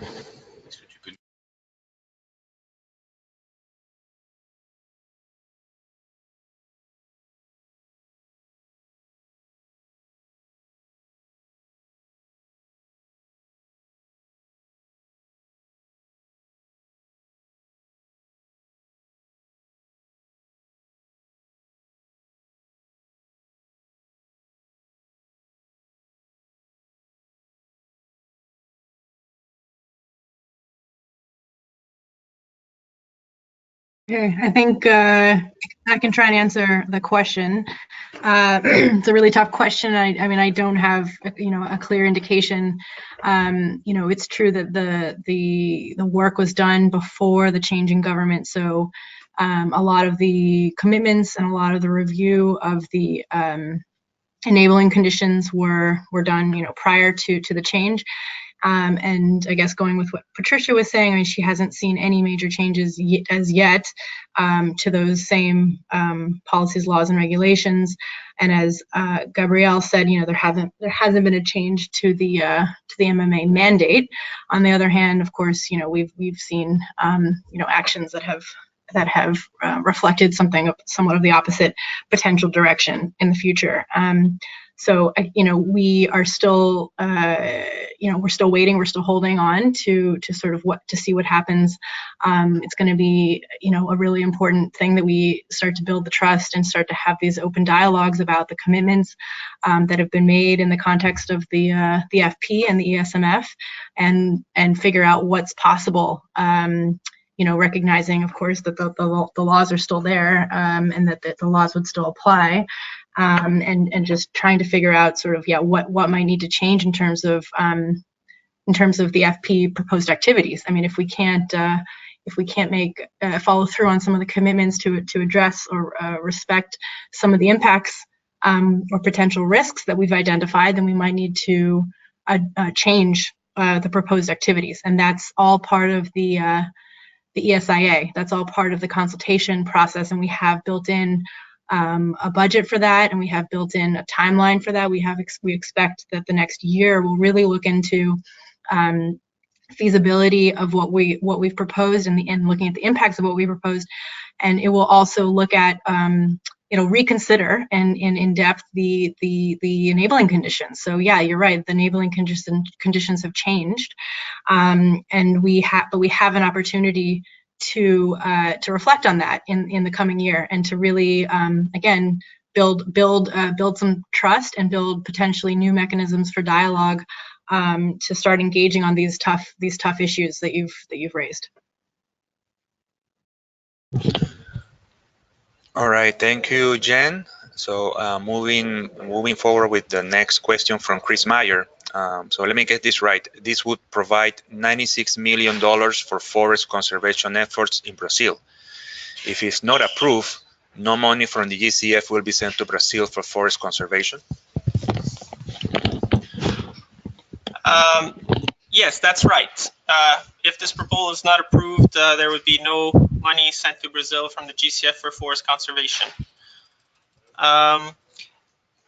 But I guess another key consideration for CSO observers is the impact that this first proposal will have on the on the pilot program in general. I think we've you know, after I think 10 years of negotiations on the REDD+ mechanism, and the that have concluded, and discussions inside the GCF to create a new pilot program, which have involved board members as well as numerous experts over the last few years, creating new rules, creating a new program, launching it. I think, yeah, it's important to consider the very important milestone that having a first results-based payment proposal approved for REDD+ under the GCF represents beyond Brazil as well. You know, speaking from a UNDP perspective here, having accompanied over 50 countries with their REDD+ readiness over the years through the UN REDD program, mainly with our sister organizations, the FAO and UN Environment.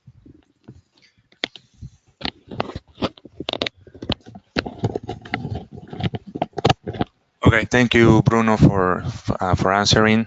Monica, you have a question specific to Jennifer, so please go ahead. I think you wanted to talk. Yes, thank you. Thank you for the presentation. I have two questions. The first one is regarding the grievance redress mechanism. On page 58 of the ESMF, it is stated the eligibility criteria for the grievance redress mechanism. And if I understood it correctly, it says that those entitled to file a complaint are both individuals or groups at risk of being impacted by activities of the program, or individuals or groups with a mandate from those affected or at risk of being affected by the program. So my question is, I understand from that an organization that doesn't have a mandate from the group that is affected will not be able to file a complaint. If you could please clarify that on page 58 of the ESMF. And the second question is regarding the grievance mechanism as well. It is stated in the funding proposal that complaints can be directed to the grievance redress mechanism of the REDD+ program, or to the Ombudsman's Office of the Brazilian Forest Service, or to the UNDP accountability mechanism. But there is no criteria regarding, there is no explanation regarding the relationship among those entities that will be able to handle a complaint, neither an explanation of the hierarchy of those entities. If you could please comment a little bit about that. Thank you. Okay, thanks. Okay, so on the eligibility criteria, yeah, that's a typical, it's pretty standard to have the expectation that the people that the mechanism would be dealing with complainants who are directly affected or who have nominated somebody to speak on their behalf, or mandated to speak on their behalf. because the idea there is, we want to be engaging. The idea is, we want to be engaging directly with project affected people or people who might be affected. And the best way to ensure a sort of a potential mediation or resolution process is to involve, the relevant stakeholders directly. Which isn't to say that an NGO without the mandate from affected people can't file a complaint. I mean, they can file a complaint. It just may not be eligible for this specific channel of addressing that complaint. The complaint might be, it doesn't mean that, either that the complaint would not be addressed. It just might mean that it might be addressed in a different manner. Or that further work might be needed to figure out exactly how the mechanism would be able to engage directly with the people who are affected. I don't know if that makes sense, but yeah. I guess it links to your second question about the different entry points for complaints to be made. The ombudsman, the mechanism specific to the project, or the UNDP's accountability mechanism. I think typically what we expect and what we outline in further detail, in which we can discuss further again through the ESIA process, is that we want to see, it's the principle of subsidiary. Like, we want to have the option for the complaint to be addressed as close to the ground as possible. Because often that's where it's best placed. The people are best placed to address the complaint, but there's also options for accessing UNDP's accountability mechanism. So, for example, UNDP has a requirement that before we can accept a complaint into our mechanism, we would ask the complainant, have you already made attempts to engage with your either project level or national level mechanism and project staff? And if they haven't, then we recommend that they try and do that first. And if they're not satisfied with that, then they would come back to the UNDP mechanism. Again, this isn't like definitive. I'm just giving you an example of sort of what we typically do and how we typically organize some of these mechanisms. And I think in the case of this project, we wanted to offer different options and put different options on the table. And I think what still needs to be done is an assessment of the these different entry points against the GRM design principles. So we want to look at accessibility, independence of process. We want to make sure that these different mechanisms are actually fulfilling their mandates, and that they're able to respond to the complaints that come in. So I think here the idea was to basically provide different options that are going to continue to be assessed through the ESIA, and then potentially come up with a clear set of procedures in the future.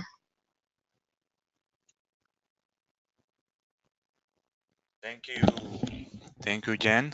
So moving on with the next question from Peter Ricks.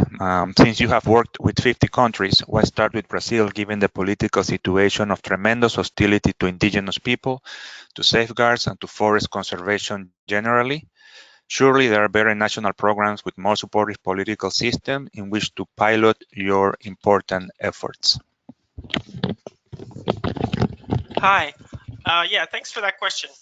Well, it's important, and to come back to the presentation I made at the beginning of the webinar, and to realize that this is the result of 10 years of REDD plus readiness, which is a process that started and I was supported by many international programs. So the requirements that are set out in the UNFCCC to participate in REDD plus are I mentioned them at the beginning. They require many years of work at the national level, and these processes are also linked to UNFCCC review processes. So the documents that I mentioned, the forest reference submission level, the summary of information on safeguards, the the REDD technical annex to the biannual update report, those documents are all official submissions by the government of Brazil or other governments to the UNFCCC. So right now, only 2 countries in the world fulfill all the requirements of the UNFCCC Warsaw framework. Actually, 3. Sorry. Those are Ecuador, Colombia, and Brazil. And because these are these significant requirements again that need to be met. So yes, so in a way, when we talk about results-based payments consistent with the UNFCCC under the GCF, we are definitely not going to have the option to simply support a country. We will have to build on always a readiness process, which in most countries started around 2009, 2010, and then again, like I said, more than 50 countries are involved in this worldwide. We hope that well, if this is to be successful, these countries need to see that this process is moving forward and that there is a real opportunity and incentive to complete the Warsaw Framework requirements in order to eventually access these resources. So I hope that that answers your question.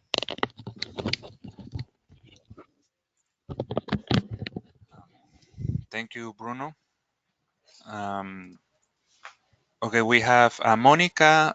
Monica Camacho is asking if in Brazil there's somebody that can answer modalities of Foresta Plus.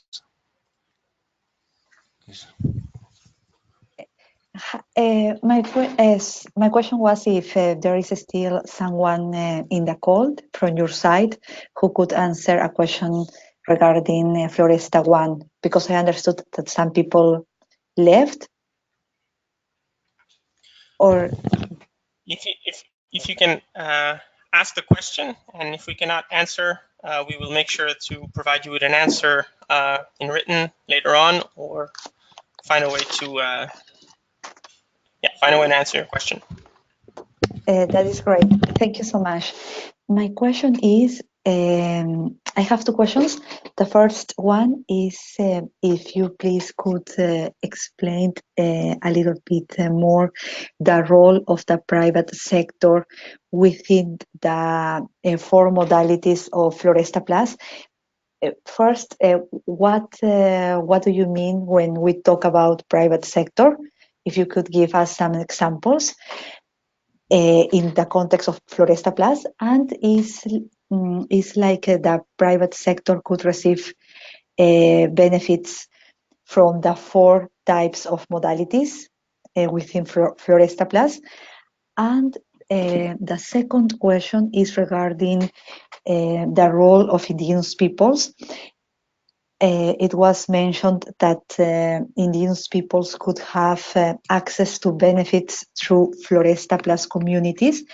I was wondering if that is still under discussion. Is it possible that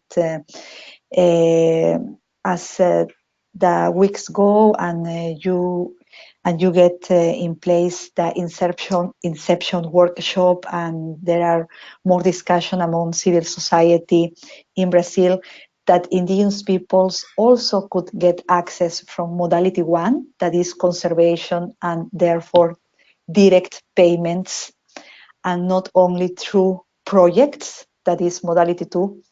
Thank you.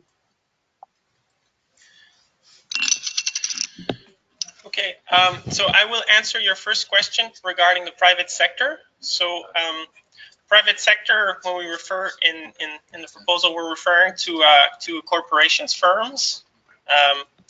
We're not referring to private individuals with that terminology. So private sector could access Floresta Plus resources through the 4th modality, which is the innovation window. They will not be able to access resources from the first 3 modalities. The modalities are meant for, as we said, small family farmers and indigenous peoples.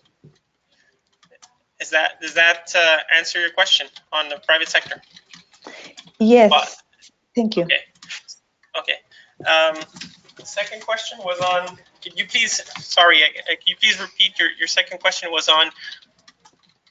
Yes, if it is still, I understood that indigenous peoples can access funding benefits through modality 3, Floresta communities. I was wondering if that is already decided or if it is still possible to discuss that in a way that maybe indigenous peoples also can get benefits through modality 1, that is Floresta conservation, and in that way get direct access to payments and not only through the presentation of projects. Yes. So this idea, this proposal to have a specific modality for indigenous people, the idea is that that modality would be tailored to the needs and to be most appropriate to maximize indigenous people's participation. This builds on the ministry's experience in delivering and doing programs with indigenous peoples, as well as UNDPs, right, which was part of the reasons why I was selected as an AE. It has extensive experience in working with indigenous peoples through projects in the past. So the objective here is to ensure that the modality is specifically tailored to the needs of indigenous people, and that there's also a specific earmarking of resources to be for indigenous peoples. The specifics of this window obviously need to be worked on in a collaborative manner, taking into account, as Jennifer said, the risk, the social environmental risks, but also the needs, and so the expectation here is that this would be a collaborative design process. I hope that answers your question. If you need more detail, I think it'd be best to write your comments, and we could provide you with a more detailed answer. And then you had another point, I think. No, that was all. Thank you. Thank you, Bruno. I'm going to, this question is for Jen, and it's from Maria Garcia Espinosa. During the first presentation on the overall challenges with the GCF pilot program and the significant differences between the GCF, ESS, and Cancun safeguards, how were these substantial differences addressed by Brazil in developing the RBP's proposal for those activities delivering the ER to which payments would be subject to? Yeah, thanks. So the substantial differences are well, they're well known, well documented. That just the fact that the Cancun safeguards are so limited and vague in terms of what is provided for in terms of how to actually implement them and what they actually mean. And so I think that the ESSA requirement is the way that we've found a way to bridge those differences. As I mentioned, there's a two-step process, or three-step process, I guess. One is the SOI, which Brazil has basically done a great job in clarifying in much more detail what the Cancun safeguards mean in Brazil. And then the second step was the development of the criteria based on international law, sort of the Cancun safeguards. So I can share this with you if you're interested. But we basically broke down, what each Cancun safeguard means, specifically component by component. And then the third step was doing the same for UNDP's standards, and then bringing it together to do this retroactive assessment. So the way we were able to bridge the gaps was basically by elaborating exactly what Cancun requires, and combining it with what GCF requires into one big picture set of recommendations, one baseline safeguard requirement. And in that way, we were able to merge the differences and also ensure full coverage of the review of the policies, laws, and regulations. Thanks, Jen. Given that we are now almost an hour over, or way more than that over time, I think we're going to close here. But I wanted to thank everyone, all of the CSOs for staying online and for all of your questions. And I think, as you can see, there's a lot of interest in this project and a lot of people who've already read through all the documents pretty carefully. And I wanted to thank all of our colleagues from UNDP and the ministry for joining us and answering the questions. And I know and appreciate your willingness to take more questions in writing and to engage with more of us in Songdo as well. And so we look forward to it, and we'll share the presentations. Is my understanding that UNDP and will share the presentations with us. But I just want to say thanks everyone for joining. That's all. Many thanks, Erika. As you say, we will be sharing. I will send the presentations as soon as we are over with the webinar to all the registered participants. And yes, and well as also as the recording from the webinar. So so that's it from our side. So thank you for facilitating the webinar, to you and Leanne. And hopefully it was useful for everybody participating.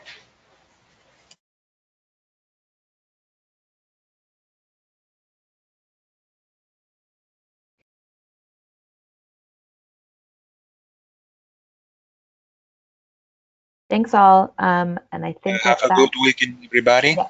And I will be in contact with you shortly. Right. Yeah, thanks again. Thank you. Also from my side for all of the efforts that you have made in pulling that together. I think that's exemplary also to the kind of process that we would like to see in terms of having those new approaches. So thanks very much to Bruno and colleagues and Jennifer and Brazilian colleagues. We'll follow up in Songdo. Bye. Bye. Bye, everybody. Bye. Thanks. Goodbye.